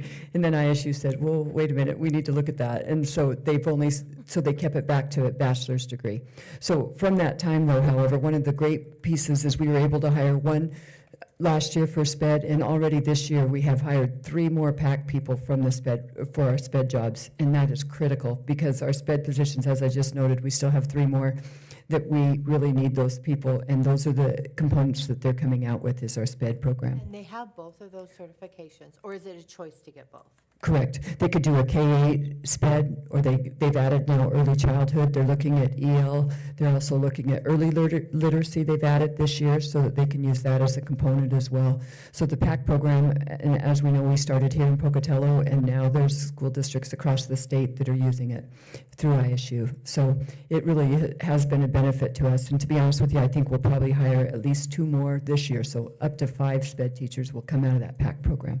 And so where it's a dual degree, can any of those, because I know you said that some were able to get their master, would some of those still apply toward a master, even though they wouldn't get their master's degree with this program? Unfortunately, how it was set up, they haven't allowed for that. Like I say, that was kind of one of the tweaks that they made in the beginning, because remember when we first started, I think our district, I think it was 54 people showed up for that first meeting, and of that 54, we're down to like 12. But think how rigorous those 12 are. I think that they have stuck with it, and some of them have really, really great success stories. Awesome, thank you. Thank you. Next is Business operations, Jonathan Balls will present the following: Highland High, PV Tech, and then the preliminary budget update and proposed bids and food service. Good evening, Board. If you need to stand, you've been sitting for 2 hours. If you need to stand, I will not be offended. Do we need to take a break? Does anybody need to go Well, or anything? No. We can. No, but if you need to stand, this first couple are just information, so please, if you need to stretch, please do We've so. had longer. This first one, and again, I will go quick through this information so we can talk about some of these action items. Again, just an update on Highland. If you've driven by there, you'll see mounds of dirt as we're excavating trenches for concrete footings there from the gym and the locker rooms. Again, we'll be starting from the south, going to the north. We've also started demoing some of the existing doorways and material on the east side of the existing building. Where the cafeteria entrance used to be? Is that what? Yes, that's where the footings are going to be. Oh. But yes, they've started demoing or making that clean break in where it used to be the D hall there. So they can't go in and out of that? No, there has actually been temporary doorways and entrances so that they cannot go up there. And we're, making sure we meet fire code and everything of that nature. But yes, we're protecting both our students and the existing structure as well. Again, we'll look to excavate some more for foundations and even start pouring some of the foundation, the footers there. By way of change orders, we did have one that will come to us. I can't remember if I mentioned this before, but the city in reviewing, they have asked that we plan for a 50-year water event in the way that we store our water. Obviously there we had a storage basin designed, but it wasn't big enough. So And this is again, at Highland? at Highland, underneath, you won't see it. Yep, it's underneath. Underneath? Good question, I don't know exactly where it's stored. Oh. You won't be able to see it, but it will basically collect all of the water, and it needs to be a 50-year event, and there's some mathematical formula for what that actually is. So does that just mean like torrential rain, but like in 50 years, the maximum amount? Correct. Is And that what you mean? What I take it to mean is basically, yes, a 50-year storm. It A would 50 be years. one of those, torrential That never downpour. happens except for once in. Once every 50 years. Okay. Correct. And there's some sort of, and there's, so right now we're about 165,000 for that change order. But again, that will come out of our contingency, and we anticipated these type of things. And so that's what, we'll do that. Once that gets finalized, we'll report that next month there. There's just, as we work through different things, the only issue, if there will, we noticed that there's different soil compactions between the building and the parking lot. If you remember back in probably the early 60s, they compacted the building a lot more than they compacted the parking lot.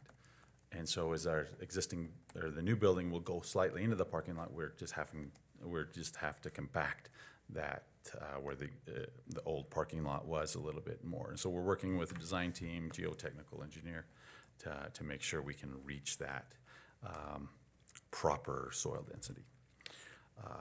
And so anyway, that's kind of a quick update there. And the other thing I wanted to mention again, Thursday, there'll be a public hearing at the Pocatello City Council for our application to the city to vacate Bench Road. And so I plan on attending that. And so again, that's similar to our structure. There'll be a first reading on this Thursday, and we anticipate a final decision on May 1st. So This Thursday, just at the city, at the.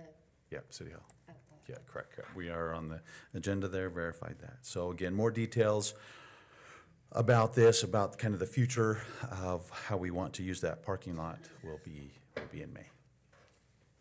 Okay. Real quick, PV Tech update. Again, just as a reminder, May 1st for the open house. It should be on all your calendars. So we're anxiously awaiting getting things arranged, cleaned up, for that event, so we're excited. I'm so sorry, I won't be able to be there. Okay, well, you can. But anyway, that's not really what we're talking about. Okay, yep, so we'll plan on that. Preliminary budget update. Just a few things. It's in this self-explanatory report. There's a report in there called the Idaho General Fund Revenue Report, where it lists kind of where the collections, where the revenue is coming from the state, and also sales tax. And so just the legislature should budget to those projections, because these are the money that we'll be able to spend for next year. Sometimes that happens, sometimes it lags a little bit. But we kind of watch that, and unfortunately we're behind the forecast by 143.8 million, or about 3.8% for general revenue, and then sales tax is actually 4.7% behind. So that's kind of the premise that we will go forward in this coming year and even the year after there. So again, I attended the webinar. I was one of 260 plus around the state that heard from our finance department. They have their budget sheets out there. They made a few. There were a few mistakes to them, but they should be good by tomorrow, and then we'll start kind of budgeting. The reports that you had from AJ and Sue regarding enrollment, that translates into units, enrollment, average daily attendance, and then to units. And so we will definitely have some documents and paperwork for you to look at in the May work session to start looking at that. Just want to report, we did receive our insurance premiums. The district received an 8.69% increase, which is about $1,100 per employee per year that we, as the district, will pay in for the insurance. Health insurance, health and dental. Okay. Yep. Excuse me, all three, health, dental, and vision. Okay. That is correct. The employees received approximately about a 7.8% increase. For an individual employee, it'll be $6 a month increase, and for a family, it'll be $31 an increase per month. So still, yeah. Still really reasonable. Still reasonable. It's, any increase is tough there, so. Yeah. So anyway, that's our largest benefit, so that's one that we're tracking there. So again, stay tuned for in May, when we will definitely do a lot more in budgeting. Okay, so now I have 7 bids for approval, one of which is regarding the Franklin track. So as we might want to have some conversation on that one, maybe we'll cover the 6. I don't know if you wanted action item for the 6, and then. Let's cover the 6, and then would you mind just saving that for the? Yep, or do and you it's the wanna second to defer? last. If I just have them in alphabetical order, and so we'll just go there. You should have them in alphabetical order by the name of the bid. There. The first one is for asphalt maintenance. Again, this is Syringa getting a new parking lot, and then the Ed Center over here where the bus entrance and exit is, we're just going to widen that because they keep jumping the curb and breaking the leaf springs. Not that they don't try to jump the curb, obviously, but that's a tight turn. And so again, we asked 16 vendors to see if they would bid. We received from 6, which is amazing. Never had that many before. And it is our ask of the board that this project be awarded to Klinger Asphalt out of Blackfoot, Idaho, and that in the amount of $195,435, which is approximately $124,000 under our estimated budget. That's a big swing in the. There is a big swing. I noticed that Correct, too. correct. So we Brian and I, our maintenance coordinator, we talked with the owner of Cleaner Asphalt and got some references, and we feel comfortable that he knows the spec, and he will be able to do a good job for us. Okay, the next one is at Century High School. The chiller is the large unit that essentially is the heart of the HVAC system. And that's the original system as it's from the original build there. And so it's time, it's been having some issues, it's time that we replace that. We've asked 5 vendors to bid. We received bids back from 2. Unfortunately, 1 was not responsive. And so you'll see the 1 bid, and it's our recommendation that we award the bid to Mechanical Solutions. Not kind of knowing this one is $80,000 over what we had initially budgeted. The next one is for some security cameras, again, at Century High School, as we'll each trying to upgrade all of our schools, starting with the high schools. This was basically for an all-new digital camera system. So this was replacing existing cameras and some additional coverage. Invited 16 vendors to bid. 3 vendors, we received bids from 3 vendors. 1 was unresponsive. And so it's our motion to award the bid to System Tech in the amount of $87,058. And that's approximately right under $53,000 under what we had budgeted. There again, a big swing. Correct. Big difference. Yeah, I think, yes, we've never dealt with the VLCM, and so I think that's kind of the difference out of Utah.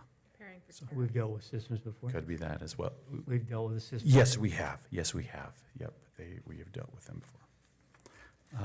The next one is the tennis courts at Century. This scope involved demoing the existing, a new base, and then a new surface coat. We asked 10 vendors to bid, and 2 vendors submitted bids. And so you'll see the lowest bid of $359,640, and it's our request of the board to award that to Mickelson Construction, and that is approximately $109,604 over what we initially had estimated there. Is that gonna stop the heaves? Oh, correct, and that's what, the base is gonna be deeper than what it was at Century or what it will have to be at Highland, just because, you said the heaves, right? Yep. Yeah, correct, it moves, the ground moves out there, and so we're doing our best to, try to avoid any of those. 3 years ago, we did this. So we did just the surface. At Century. We did the surface, yes, two years ago, and we kind of knew that was just a little bit of a patch, and we're kind of looking at, we finished Pocatello last year. It didn't have to go to bid; it was just some maintenance. We do Century this year, and then we'll look to Highland in the next year or 2. Basically, coordinate it with the other project. This really is basically completely digging out and redoing. That is correct. Okay, and that's what we'd have to do at Highland? Correct. So this is, yep, we have a good number. Is theirs usable at all, or is there 1 court left, or At which where? at Highland? Seems like one or 2, correct. One or two, So, yeah, they do go out to Capel Park, and definitely that will be on, the SIP committee will talk about that in the fall, and we, like with all the projects at Highland, we'll look to see is it 26 or is it 27 that we do that? Right. Okay. The next one is at Franklin Middle School for the fire alarm replacement. This is basically bringing the fire alarm system up to code with what's called the voice evac, where it actually will verbally say words to evacuate the building. Again, we had 7 vendors, but unfortunately, we did not receive any bids at all. And so that meant we were able to go out and secure through quotes and so forth, to be able to complete the project. And so what we did is we had to break that into 2 spots. One just for the fire alarm material and equipment and labor for the fire alarm, but then also the electrical, because it is a pretty extensive electrical upgrade for that voice evac system. And so it's our request of the board to award this project 1 to State Fire in the amount of $110,714, and then to Saunderson Electric for $116,700. And because of this, the larger school anyway, it is right around $77,000 over the estimated budget. And then we'll just pause for a moment on the Franklin track. But then we'll go to the last bid there is the lighting replacement at Wilcox. Again, this is, we've been doing this for several years, upgrading all the lights, receiving rebates back from Idaho Power, receiving a lower monthly utility bill. Again, we asked 10 vendors to bid and received bids back from 3 vendors. And yeah, again, it's another new vendor for us. IES, which is Industrial Electrical Service out of Blackfoot. We again made another phone call and checked references and so forth. And so that is it is our ask of the board to approve that in the amount of $222,484, which is approximately $42,484 over what we had initially estimated. Okay, so I would entertain a motion to accept the bids for the asphalt, the chiller, security cameras, tennis courts, fire alarm system, and the Wilcox lighting. Is there a motion? I hereby move that the board award the following bids as presented: asphalt maintenance in various locations, chiller replacement at Century High School, security cameras at Century High School, tennis courts at Century High School, firearm replacement at Franklin Middle School, and the lighting replacement at Wilcox as presented. Is there a second? I'll second. Any discussion? All in favor? Aye. Any opposed? That motion passed, and so we'd like. Okay, so let me present, I'll present kind of what we initially had planned, and then we can have this, the board can discuss if there's any changes that are needed there. Again, the Franklin track replacement would, the scope that we had asked for bids would basically demo the 6-lane track, and then put in new base, would reinstall a 3-lane track, again with the base, with asphalt, and then including the rubber and the striping, and then it would have the new sod, to make it, to finish it off around that 3-lane track. More specifically, it would be 9 feet wide, because that's the size of the asphalt machine, and so it would be divided into 3-foot lanes there. But just to be clear, that's not a track that is an actual official track. Okay, so excellent point. No, and that's, so for a true. For safety and all the different things So required for an actual track. So, no, I'll take that back. So the 3 lanes are definitely for safety. It's just like we did at any other high school track. When you say official track, it's not gonna be the inside circle will not be a true 400 or a true quarter-mile track. Because we'll normally, we put the sod on the inside, for activities on the inside. But it will meet the same same requirements, if you will, for in the safety as any other track. It would just be considered a practice track. You That can't is- hold anything. That is correct. That is correct. Yeah. But the 400 will still be marked off, right? Correct. It just won't be a full. It'll be more than. It It'll be won't. more than a 400. Yeah, it will be more So than they'll have to 400. start up farther. to get to Correct. the- And then the 100 will be marked off as well. So currently, do all the middle schools utilize this track for track meets? No, they No. they go to Hawthorne Middle School. Yes, thank you. Well, so. We knew she would come. Franklin's the only one right now that doesn't have a 3-lane track. Practice track, correct. Except for Hawthorne, correct. Well, but Hawthorne is actually, Pocatello's, Correct. correct. Do they So- share practice time? Yes. We always have with Pocatello High School at Irving, so I was at Irving for many years, and it always has been cohesive. The track was used for both facilities since the conception of Pokey and Irving, right? We transferred it over to Hawthorne when Hawthorne got rebuilt for Pokey.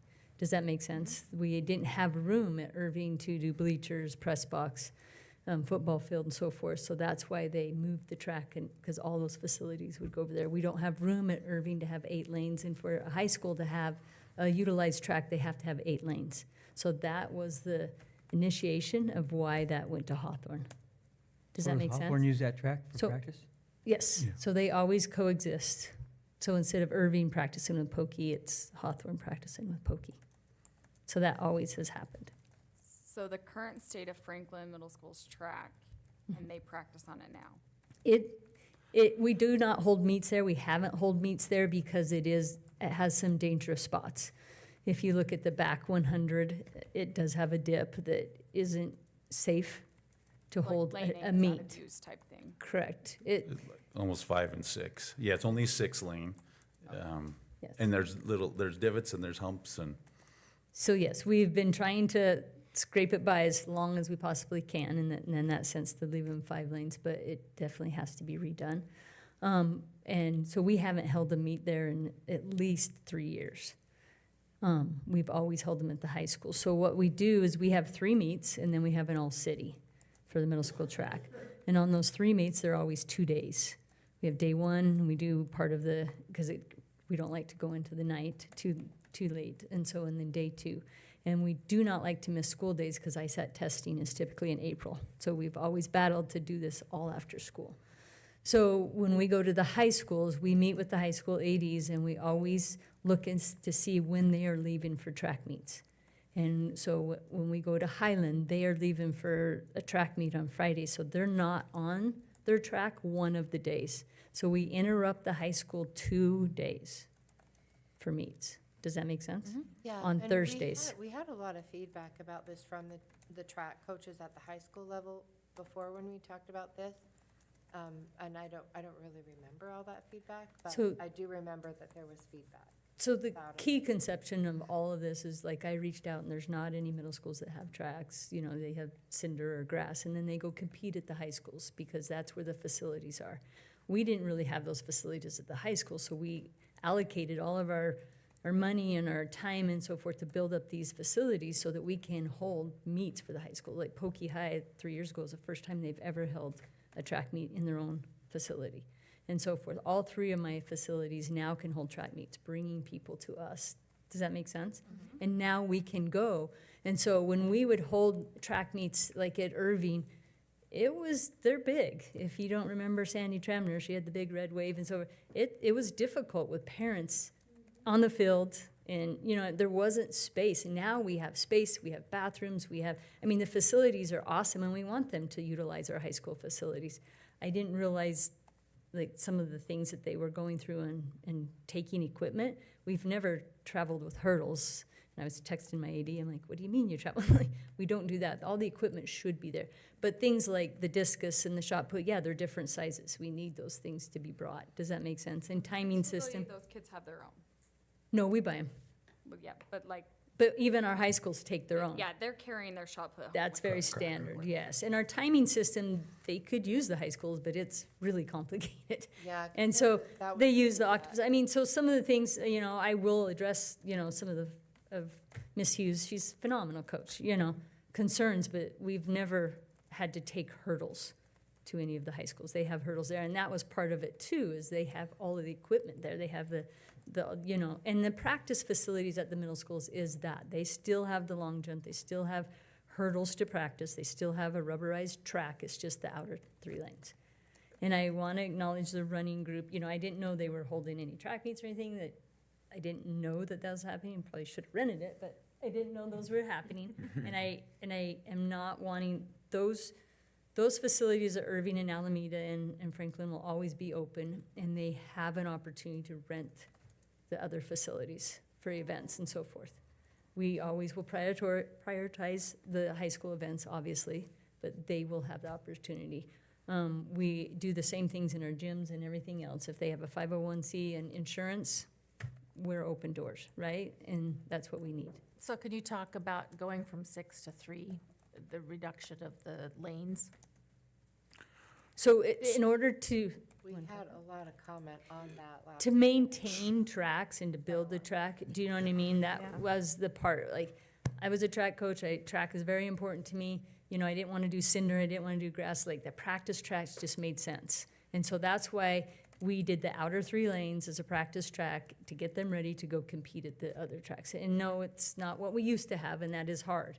But the reason that we did that as well is it did create those soccer facilities at Alameda and Irving, because we only owned one soccer field back 5 years ago, and that was at Century. We used parks, we used Alameda Park, we used the Wellness Center, and, you know, we'd have district, now we have the stadiums that have the turf soccer fields, and we have the grass. Now we can bring tournaments here, we can bring competitions to our backyard.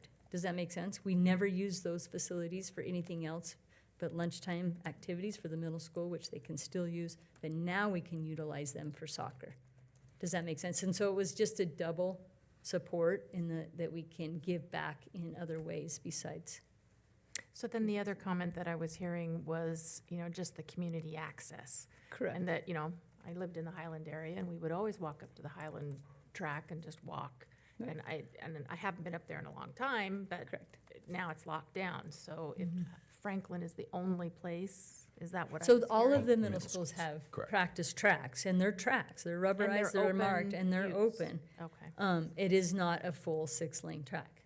And I think that was the key component. Right. The 400 isn't the middle lane, you have to use the markings, right? And they're marked, but you have to use those markings.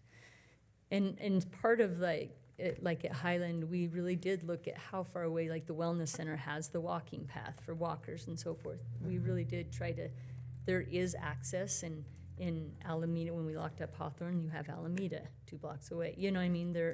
You could still utilize that facility, it's open. So part of the locking, you know, involved the turf. The turf, As sure. well. No, So it I- was more than one component. It was the bathrooms, it was the concession stand. And so that is why, So it's you know, not- some of those higher ones, but they can still be rented, you know, for a minimal fee plus insurance. And this does not include the rubberized, because. It the does. rubber- This It does? It does, actually. And painting. Correct. So that's, Not the surface today. The today's surface is not rubberized. it is. It is. Oh, it is. But it's almost See gone. some of these tracks. Correct. It's almost, yeah. All of them are rubberized Okay. and But painted they and marked. go from a regular regulation track to a. Their regulation track is just the last 3 lanes.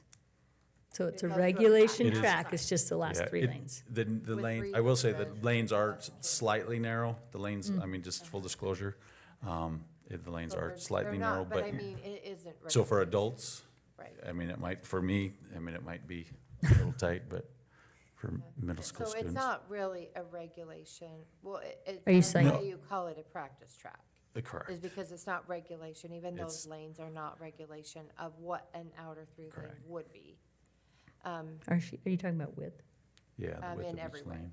Like the It's a- construction of currently. it, Huh? the Even curve, currently, it's probably considered more of a practice track if only the outside 3 lanes are really they up use to all of 400 it or. right now. Yeah, they'll use, I mean, they use all the 6 lanes now. For Yeah, practice. They do use all of But, it. I mean, and if you've driven by Alameda, you know, just down, you know, up the road here, I mean, that's what it would basically look like. So if we did 3 lanes and made a soccer field, how much of that soccer field do you think would be used? At Franklin? Yeah. It depends on our soccer. Like, some years we have a freshman JV and varsity, some years we just have a JV and varsity, so it really just depends on the season. Well, I live over by Alameda, and I see that field being used quite a bit, which is really cool. But I just Because we wondered- have right now 4 teams, right? 2 girls and 2 boys. And then every so often we have a big freshman and we allow them to have a freshman team. And we have how many fields? 3? 2 for each school now. Okay. What would it cost to do 6? How much? But the would the stadium is actually football and soccer, so we don't get to Right. utilize that for practice and so forth all the time. It's not a daily. Does that make sense? Right. For spring, it's great, for Oh, yeah. spring soccer, Yeah, you just have That's to great. not be there for track meets and, yeah. yeah, yeah. So would it Um, just double the cost of that track if we went with 6 lanes? Thank you for asking, and Dr. Howell had primed me that you might be asking, so I did, I asked that question. It's actually a little bit less than half, just because, yes, you gain more in the asphalt and the rubberization, but then you don't have to resod it. So it is actually, it would be between 150 to 200,000 more. I remember remember to the number put the from Irving was six. $35,000 for sod. I remember that Correct. number. So, and I will mention, This because, is including sod, though. yeah, this one This would includes include the everything. sod. But if, like I said, if you decide not to, then, that would be a savings. And so I got with Mike, and say, okay, what if? And that's what he said there. And if it was a 6-lane, could that be an option for the middle schools to be able to compete there instead of having to share high school? I don't know. Because I know they. I mean, if you've had it there before, I guess that's your, I mean, we Can would they use- utilize it if we had it, absolutely. I mean, Uh-huh. I think our big takeaway from it is I'm an athletic director. I want all the facilities. Build me everything, and I'd She love does. it. I just look at the funding and where we have some needs with Highland tennis courts, or, and Alameda would love to have it, and Irving would love to. I telling you, I would do anything you asked me to do, but that would be hard. That's why I'm advocating for the practice tracks, So- because that's what was our vision 5 years ago. So at best, Well, you'd it's have been, 3 track meets a year. 8, You could at best have 3 track meets a year there for the cost of doubling the money. We have 4 teams. So Right. we go to 2 separate high schools, so Right. we'd have to be all the pretty middle creative to schools do would all the share. schools at the middle school, or all the meets. Do you know what I mean? so like Franklin, they could only go, have a dual, if you will, all- Franklin We would- versus Should be Irving, there. right? Is that what you're saying? All the dual. So only meets, half of them. right? They're all Then- dual meets. So, Right, and but I'm Except just for All saying, City, But then Franklin could Oh, be sorry, also I'll shut up. for- sorry. you definitely don't want all city at a middle school, because we never did have all city at the middle Right. school. It just isn't big enough. Right. But we always have 2 track meets going on at the same time. Right. So could only utilize it for one of those meets. Does that make sense? Right, We'd but- still have to use a high school. Right. I'm just saying, at best. if 3 High- meets. Franklin would always be the home team there. Yeah. And they'd only do 3 track meets a year. Correct. Thank you. And, I think I got you now. and the other option would be if we turned it into a soccer field. We have no idea how much that would be used, but it probably would be used quite a bit. There is no middle school soccer though, so it wouldn't have. None of the middle schools have Right. soccer. It's all the high schools. So and it would- Pokey uses Irving right now, and Highland uses Alameda primarily, right, because that's what we before- have. Yeah, before Alameda was widened, Mhm. Highland did practice there, the soccer field in the middle, before it was widened. It was a little bit too narrow, but it is able to be used for soccer as it is, but it's just not regulation size. Because I remember they did meet there. Yeah, we couldn't hold- But my kids always did meets there at Franklin. I know that their meets were there. So I'm just saying they used to be there. The track meets used to be at. They used to be at all the middle schools. Yeah. Yeah. Yeah. And I guess the input that we're missing here is from the high schools, because last time when this came up, I think they had a bit more of a heads up, and there was a lot of people weighing in as far as like what this means. to This not wouldn't have change that. anything right now, because we use the high schools right now. We don't use Franklin for Right. meets. And I guess if this was a venue that Yeah. could be used for middle school. We talked about that 5 years ago, and like, it truly is, like I said, if we had unlimited funding, of course we'd want it, right? I But if think we that- had an extra 200,000, Highland would say, hey, help me with Right. tennis courts. Like, Right. And so, I know that the reason why this isn't done is because, 2 boards ago is who thought it was a good idea to do all of these, but it was met with so much opposition that we voted not to do, or at least we tabled it. And so that really, so I'm wondering, was this just new plan? Because it wasn't ever finished. I mean, that wasn't, so was this talked about in the SIP committee? Because I obviously was not there. So I wrote down the timeline. So again, in 21, the summer 21 is when we did Irving. Summer 22, we did Alameda. So like 2019 is when this was decided? Probably was it? I right think it 2020? was 2019. Yeah, right before COVID. 2020. If I remember. Right in the COVID right. year. It was a COVID year. Yeah, yeah. So then it was, okay, do we need, and then we did pause it for 2 years. And then it was discussed briefly at the on the SIP committee, and just said, you know, again, this is why the board has the final say. You know, in that, let's at least present these numbers to the board, and now you have everything. Like you say, it's 298, and then, you know, I've shared the numbers. You know, what the board, you know, the numbers there, and it's, yeah. I just didn't know when this was discussed. I know that, What's the center of this track used for today? I mean, it is, you can't use it for. I mean, they hold Little League, practices. Little League football, that's it. The center of they it? Center of Pits up Franklin. Oh, the center. What's that? Do they have pits and stuff up there? Like We have them at all the elementary middle and schools. Yeah, high? yeah. We have it at all the middle So schools, they're on the still, inside of the track. yeah. And That the, would like the stay. high jump is on the asphalt and the, like on the inside, right outside the football goals, yeah.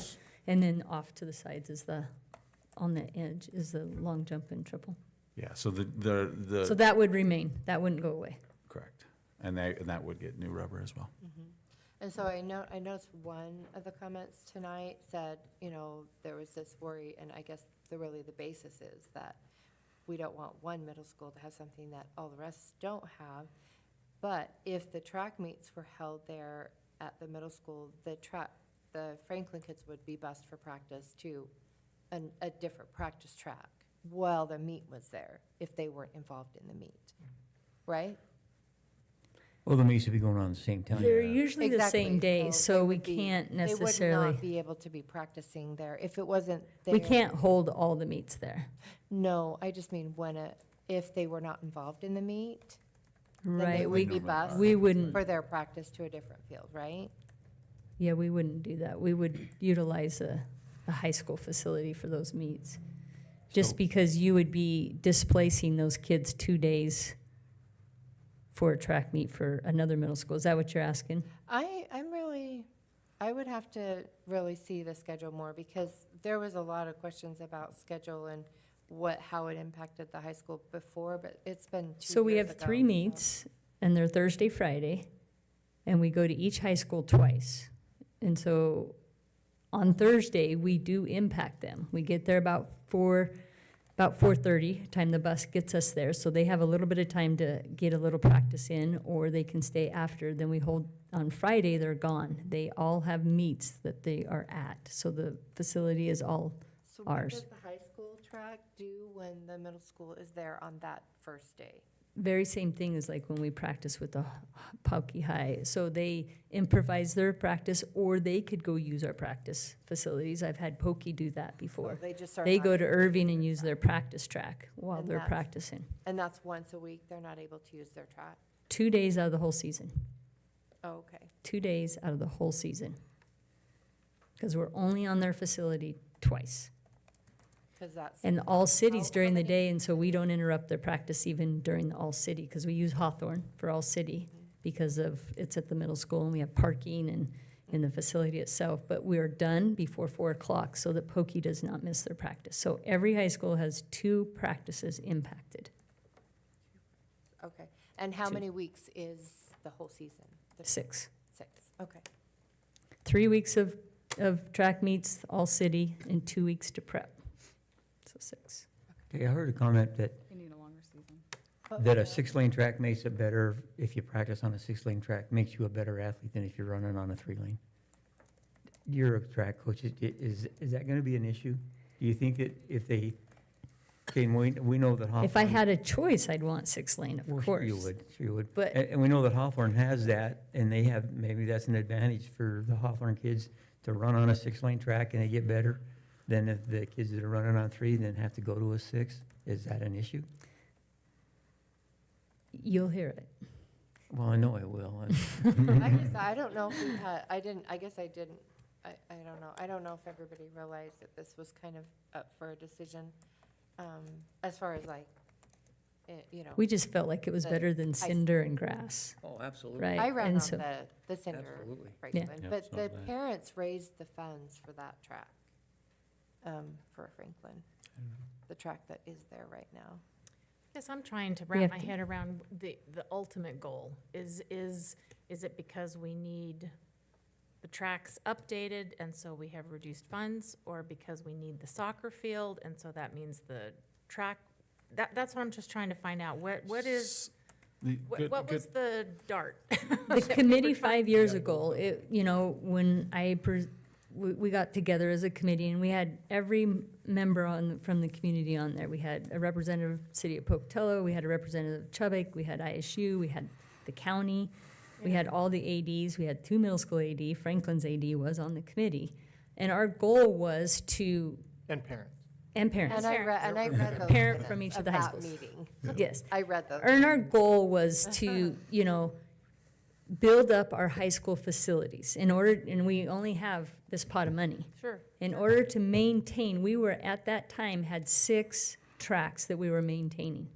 And so Right. we talked about it like, remember that. why are we doing this when we could go to the high schools if we built them up to 8 lanes and made them something that they could utilize and be proud of, then these kids, as they're utilizing the practice tracks and going to the high schools that they're gonna eventually get to, and be able to utilize those for the events. And so it's kind of cool to go to a place. So our goal was that in order to maintain that and so forth, we couldn't do it all. So we went down to the practice tracks at the middle school. So at that time, it was $700,000 to redo Irving's track. And that $700,000, we then reduced it to about $200 to just do practice track, and we put the $500 in to build up Pokey. Does that make sense? Yeah, Lights, And it bleachers, looks like press the spot. price is reduced now. So that was the 5-year plan, and every middle school, that was the plan. And then we said, not only do we still have practice tracks, but we can now create soccer fields that we own and that we can help support and manage. So have we always got along with just one soccer field up until about 5 years ago? Yeah. Could we have still get along? Yeah. But Well, this everything allowed has more. changed. Yeah, Does that everything make has sense? changed now with the soccer fields. It does, yes. So that was our 5-year plan, that was our goal, and yes, it has been tough because it's changed, like, that track was in our backyard, we just went in the backyard, and, you know what I mean, and I get that, like, it was awesome, all 4 of our middle schools had those, every one of us, and so you get used to that, and so when we talked about the impact that we could have building up these high school facilities and offering more soccer facilities that we could utilize. I mean, soccer fields are going up all over, even indoor soccer now, right? Like, it just made sense that we impacted way more student population. And we were trying not to impact the middle school track. We still have Swimming pool would have practices. a bigger impact. What's that? A swimming pool might have a bigger. And then if you want to talk that, I'd love to have that. I mean, so if, like I said, if you wanted to build the middle school track, awesome. I'm telling you to maintain it, and you have to be committed. Yeah. You have to resurface it, you have to paint it, and that just takes away, I know Century's track needs redone very soon, in probably the next 2 years. But I And guess so what I I'm just hearing worry is about that maybe piece. that it's still And that was part of the just committee decision. maintaining what's there as the practice track is what I'm hearing is, I mean, just a little bit from the public was that it was just keeping what we have there, but fixing it. Sure. Not necessarily a competition track, but I don't know. So then, let me frame it in the dollars, and again, Yeah. we're going off just the budget to add the additional 3 tracks. So again, in front of you, the bids for the 3 was, $298, $556. And then, again, the budget, the decision before you, okay, is the 3 extra lanes from what you decide, what you've heard, what your thumb is it worth, the 200,000? And I'm exactly with Tanya. I will support whatever the board, says. Obviously, if there was an extra 0 on the end, I would be a lot more passionate, and you've seen that, right? And so, but obviously, every dollar is important. These are taxpayer dollars. That being said, you've seen even in these bids today, kind of how they swing. But if we add 200,000 here, then where else is that not going to be able? It won't be available, right? And you all, know that, and so that's. What are the And I costs on think- the soccer field, though? I mean, have we added that into this? I mean, There's no cost. We already have this sander and all that to help You mean maintenance or to Yeah, put it well, to back in? put it, I guess, put it back in, or? So it is, so That's what's the hard. 298, correct, the Yeah, 298 it includes the creates a sod. soccer field That because creates- it's okay. wide. And that's how it's not exactly double, because you're saving on the sod, you know, Mm-hmm. Okay. because you wouldn't have to add, no, you're great.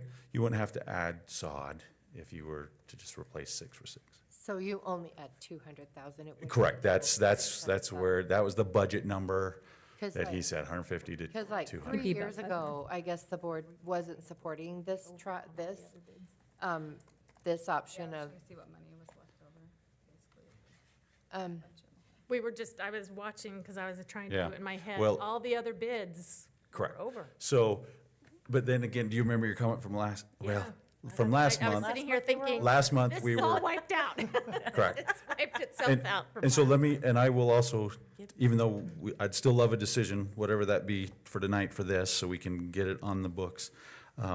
Just to give you a heads up, next month, we will come back with the full SIP, you know, kind of add everything, you know, see all the budgets that you approved in December. You know, that's kind of what we do after the bidding So- season. so the SIP committee's going to meet between now No, and our next no, board no, meeting? just for you. And so can we add this to that discussion and table it for tonight? Because we don't have to, I mean, it's only. till It depends nine. if you want to do it this If year. we don't accept this, they might go and throw their bid out and say, okay, I've got to bid something else now, I've taken on some of the job and I can't do this job. Correct. Per Dr. Howell's, we researched, and our Jolene Smith, our business supervisor, helped me research what would have to happen is basically, if you decided to add 1, 2, or 3 extra lanes, we would accept this bid, and then with, you know, basically the change order that we would add 3. But if you throw out the bids, then I have to go out to bid, and we might yeah. lose this summer window. I wouldn't throw it out. I'm just wondering if we can just table it for the discussion for next week, because then we can add it into the full picture of what we, the priorities. Sure. I don't know the And it'll be impacts of, 4 lanes instead of 3. and I that's, know this is very possible. unpopular with the public, and that's why, and Megan wasn't here, but the last One board lane did of not 400? did not support tearing out the final track, and that's why I think it kind of went away for a bit, because the It coulda last board come back. didn't support that. Correct. And so If that's their, I just didn't realize this was going to be a discussion. I didn't know that. if that's their focus, I mean, you could do the first needed 3 a- lanes, right? But then you'd have a tight soccer. I mean, I don't know if anybody Well, would what play That that. is the 400 making it, I am not a runner, so is the 400 making it smaller, or is it it's the outer? Okay, so if you're It's doing a actually the inside 400-meter race, the middle, or the first lane is just 1 lap, correct? the Yeah. inside. As you get out, you have different Right, you markings. stagger 'em, Thank sure. you. Stagger. So it's the inside lane that is the 400, that is what, That's already marked, because it's just 1 lap. So for And it adult. But you kids, could have it marked on the outer lanes, you just have to make sure you understand the markings. Yeah. It's not the ideal. the turns aren't. The turns are different, and Oh, yes. yeah, the turns are different, and also the. So at a track meet, Yeah, you so can- does the soccer field become, you can't have a soccer field? Sorry, I know we're getting. But the high school, But I- the high Well, school we- wouldn't, we weren't the high really school wouldn't prepared play for soccer there just because it would be too tight. But, I mean, like I said, we did with 1 soccer field for many years, right? Like, Why would? I would because love of to have another soccer regulation field, but size? we could be fine without another one. Does that make sense? The one that, if we did do a 6 lane, when the high school, whatever turn it is for the high schools to be displaced, they could go ahead and use it, because it would be the actual right size of lanes. And it would be a practice track, because it's not 8 lanes, but it would still be 6 lanes, and it would be usable for Yeah. the high schools that are displaced during their, 3 lanes would be usable too, but yes. but They not still as would. wide as a regular lane. And I think for hundreds of kids, 3 lanes seems awful small. I mean, I'm okay 300. if you want to do the I mean, that's a decision the board needs to make. Does that make sense? Right. Yeah. And we haven't Yeah. played a lot of soccer up there because we haven't, I guess, been able to. is it because it wouldn't be the right size, is why the high school wouldn't go up there? the Or is it width, just, the width of it is the crucial part of a soccer field, right? Right. So I guess where does the highlight the different high schools Would they ever play use that soccer right frame now? for soccer? Because I thought that they all had a place. We for- haven't used it Now at all they for right now, so didn't. we don't have one, Right, but right? they didn't when this 5-7 years ago. They how didn't long own ago a was soccer this field, when and then this we was- created Alameda and the And stadium. now things are different, I guess is what Yes. I'm saying, is Yes. there are a lot more facilities for soccer, a lot more facilities for soccer. Not so many not for facilities us. for track. Not for us. So we still just have the Irving, Alameda, and Century soccer field, and then the stadiums themselves, the turf. The 3 turfs. Yeah, that was for us. So competing against the club soccer to get facilities is difficult. That we kept getting kicked off. We do not have first rights up there at the wellness center. We do not have first rights. And that's part of why we played over by Hawthorne Park, across the street from Hawthorne at the park, quite a bit. And at Wilcox, if you remember. The parks. So if this is put on the agenda, then we would be able to allow for some input, or to at least go back and read the input that was there, because I guess it would still apply. It's still the same decision as far as like tearing out that last middle school track. Because there was quite a bit of input on that. I've got. And it's just, would you have any different input, or do you just need time to think about? I don't know that Megan's heard. And maybe it would input. I be haven't. concession. And I feel like I cut off Heather earlier when she asked what they used the middle of the field for. Because I was thinking it was track. answered, yeah, no. But it's. it doesn't really get utilized right now, is what you're saying. Like, No, by the district. it's But it's not a soccer field right now. either. Yeah. correct. It's not a legal Right, size. but it is used for football. Little For League the football, Little and it League still would football. be. So because all- it gets a ton of community use as it is. Correct. Okay. Community, I guess- not a school, like we don't use it I know, for, that's what's hard. we don't use Yeah, it for I know we football. have our, the school's gotta be the priority, but we're also. And maybe that's a taxpayer middle ground dollars though. and Do you know what I is mean? there No. Only Yeah, community and I feel like option, Jim made too, the so point. it's hard to balance that. I'm sorry, No, you're Megan, good. what were you saying? I feel like Jim made the point that if we turn it into a soccer field, we still don't know how much it would actually get used. Mhm.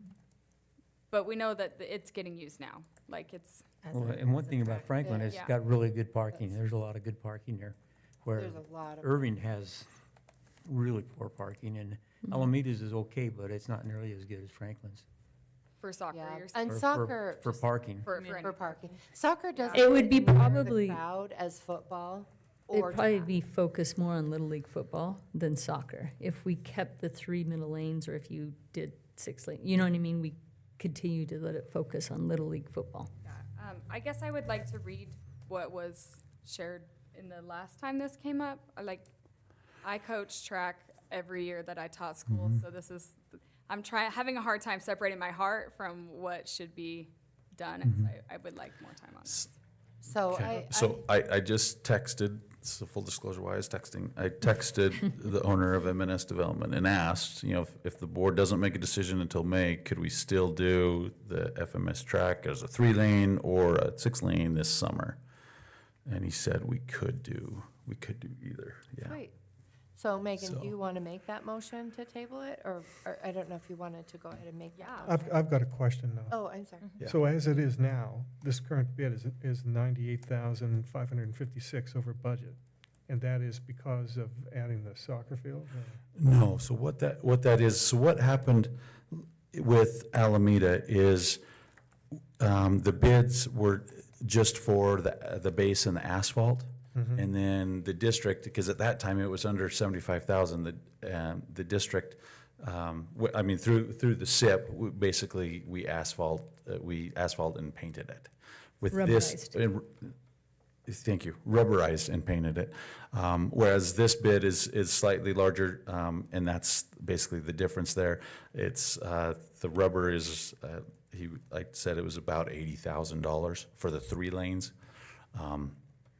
And so that's basically the difference there. Does that make sense? So this bid included the whole package, whereas the previous one, we basically didn't update that bid when we realized, we want to bid out everything from the base all the way to the rubberization. So it would be about 160,000 to do 6 lanes? If we didn't, For just to rubber it, yeah, but then of course that'd be asphalt, there'd be more base and so forth. That's where the additional 3 lanes is 150 to 200,000. So, Rawls, I I think as we move forward, we would need to get that in writing from MS. yes, we absolutely could do that. Now because that, we now need to that's, be 3 to guaranteed of 6. the timeline for back to school and That is all correct. of the events that will come with that. yeah, so, and I'll do my, That's what I'm worried about with the push, pushing the date. Is Yes. that, are we going to be guaranteed to be on that field come we, August c- 26th? we could definitely ask him. Back to the legality of it, again, I've got to be careful not to, because I can't change the scope. Right. Because 30 maybe, days or 45 days? How much time do we well, make this? that's the one part I didn't anticipate, that you'd want to push it back. I thought, okay, you'd go, and part of me would say that if there's any inkling that you would want to do that with the 200,000, I think just looking at the big picture, the big SIP, I think we could make that work and not hinder any other project. And That's Doug, good. I But- will also go note ahead. that we will have to hold a special meeting in the next week. Are we gonna have to open negotiations? And then Oh, we have another excellent point. special project that we're gonna put on there. We could also add that to there, so it wouldn't be a full month behind to make a decision. Could, So if hurry that's- it up just a little bit. We could offer, I can forward the emails that I have saved. I still have them in my little folder of outdoor facilities. The ones I did that are still there. I just looked at them like, well, there are 5 of them.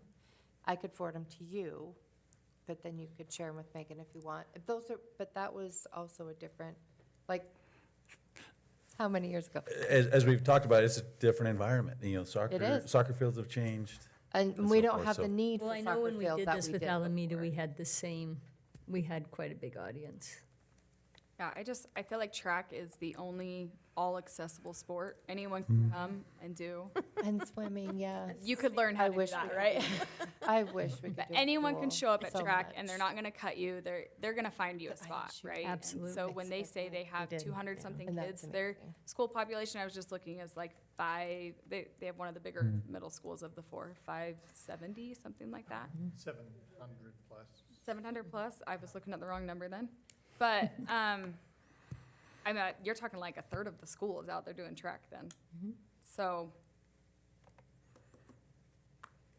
yeah. But Alameda I don't has, think I know you that guys, in the past, Alameda's had one of the biggest track, Yeah, they have Seems- over 200. and they're down to a 3-lane track over there. They do really well.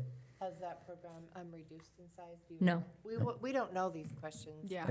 No, it Because hasn't. The really the numbers coach are would still, they're still the same. They're maintaining.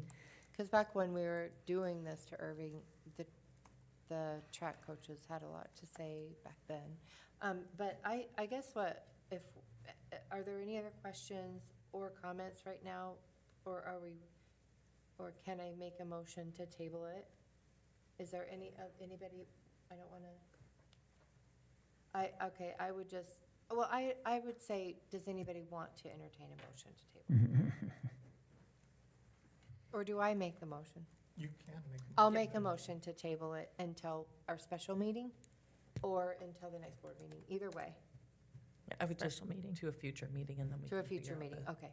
timing. I would entertain a motion to move it to a future meeting. Is there, You've made a motion, Wait. so you need a second. Right. okay, is there a second? I'm so second messed that. up because I don't usually do motions. Right. I'll second it. So you want to second it? Okay. Any discussion? All in favor? Yes. Are we, Aye. are we there? Aye. Any opposed? Did you I get all was the like, votes? Did I these get- two were that a yes? Okay. yeah, might as well. Okay, any opposed? The motion passed, so that motion passed. Oh my gosh, It's getting that later. really messed me up. If you need any more information, just reach out. Yeah. And I think I can even try to do just an ad hoc number of all of our SIP, not a full presentation, but by our next special meeting, so at least you'd have some of those numbers. Okay.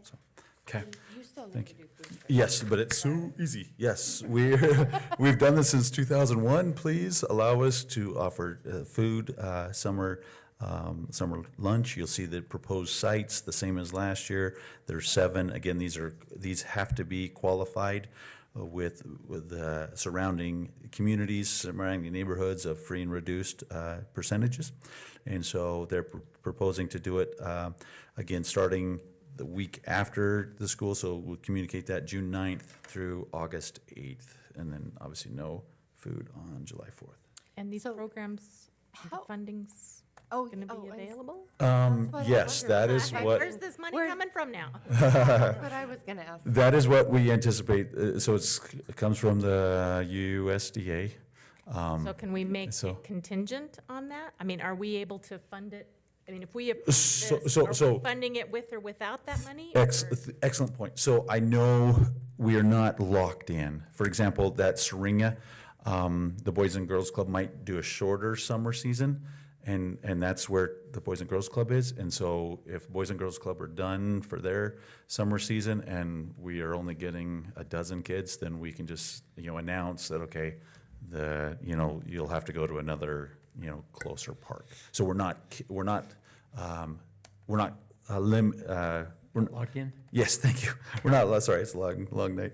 We're not locked into that time, so we can shut it down if there is no funding. Because we will, I promise, be profitable, or at least not profitable, but we'll definitely stay in the black. Right. So does any money of this come from us? Or No. is it all from the US? All from US, all And from the so feds. maybe I like Heather's point of, can we pass this motion contingent upon all of it being funded? But we do pay for the trucks and the employees though, right? No, Or not? that's actually Oh. them. That's actually our food service. Oh, Yep, okay. so that's, They're funded. we did get some trucks, we got a new freezer just because of that COVID time. We still had just a little bit excess, and the state's telling us to spend it, and so that's why we did get some of those trucks. That's okay with that motion, but I promise, I don't promise. I was gonna say. Forgive me. No, sorry, wrong Your word. crystal I'm not promising anything with the federal. I'll just say it's a. We definitely will, I promise we won't put this into place if the funding is not there. That's what I promise. So I would entertain a motion to grant permission. I hereby move that the board grant permission to operate the food service summer park meal program as presented. Is there a second? I'll second. Any discussion? One more clarifying point. Do we get the money before the summer or after the summer? So it'll be a monthly reimbursement, that's what we do now. Okay. So, So yeah, so it'll you be, would- you it'll be would ongoing. know. Yeah, definitely, we would So know. you And the wouldn't state, At the end of the summer and say, oh, yeah, sorry. yeah. So even though that's coming through from the feds, but it's through the state, and they're great. They will let us know if, hey, the pipeline's getting shut Okay. down there, but I haven't heard of anything like that. Second. All in favor? Oh, we already did that. Oh, I'm sorry, where are we? So Yeah, you were all in favor. discussion, so now it's all in favor, sorry. All in favor? Aye. Any opposed? I meant to say aye, I'm in favor. The motion passed. Okay, next on the agenda is superintendent's report. Madam Chair, with your permission, I'll let the board review the board calendar, and then I will prepare for you a summary of what I was going to tell you about the legislative update. Thanks. You're welcome. The only question I have as far as the board calendar is if anybody else wants to do the board leadership training, and it's in our email. I decided I would, so just, it's in your email, and that's the board, it would be added to the board calendar. It's May 6th. That's Yeah, in in Boise? Chubbuck. It's- In Chubbuck. No, it's right there in Chubbuck. Yep. They're all over the state, and the one that is in Chubbuck is May 8th. Is it at PV Tech? Do you know? No, I think they actually went to Academy Charter. Okay. And they just changed that around to different locations, but it's the Yeah. ISBA. It's not put Right. on by the charter school or anything, it's No. the ISBA, It's that. and it's that leadership academy. Oh, So, Yeah. anyway, so, Yeah, I sent out an email probably about a month ago to see if anybody was interested. Do you want to but just that resend it summer and league, get it I- on I the can top? resend that. yeah, can we put it on top of the pile? Yeah. And then I said I would go ahead and go on that, so, just, okay. All right, so if nothing else, is there anything else? That concludes this meeting. Legislative update, or?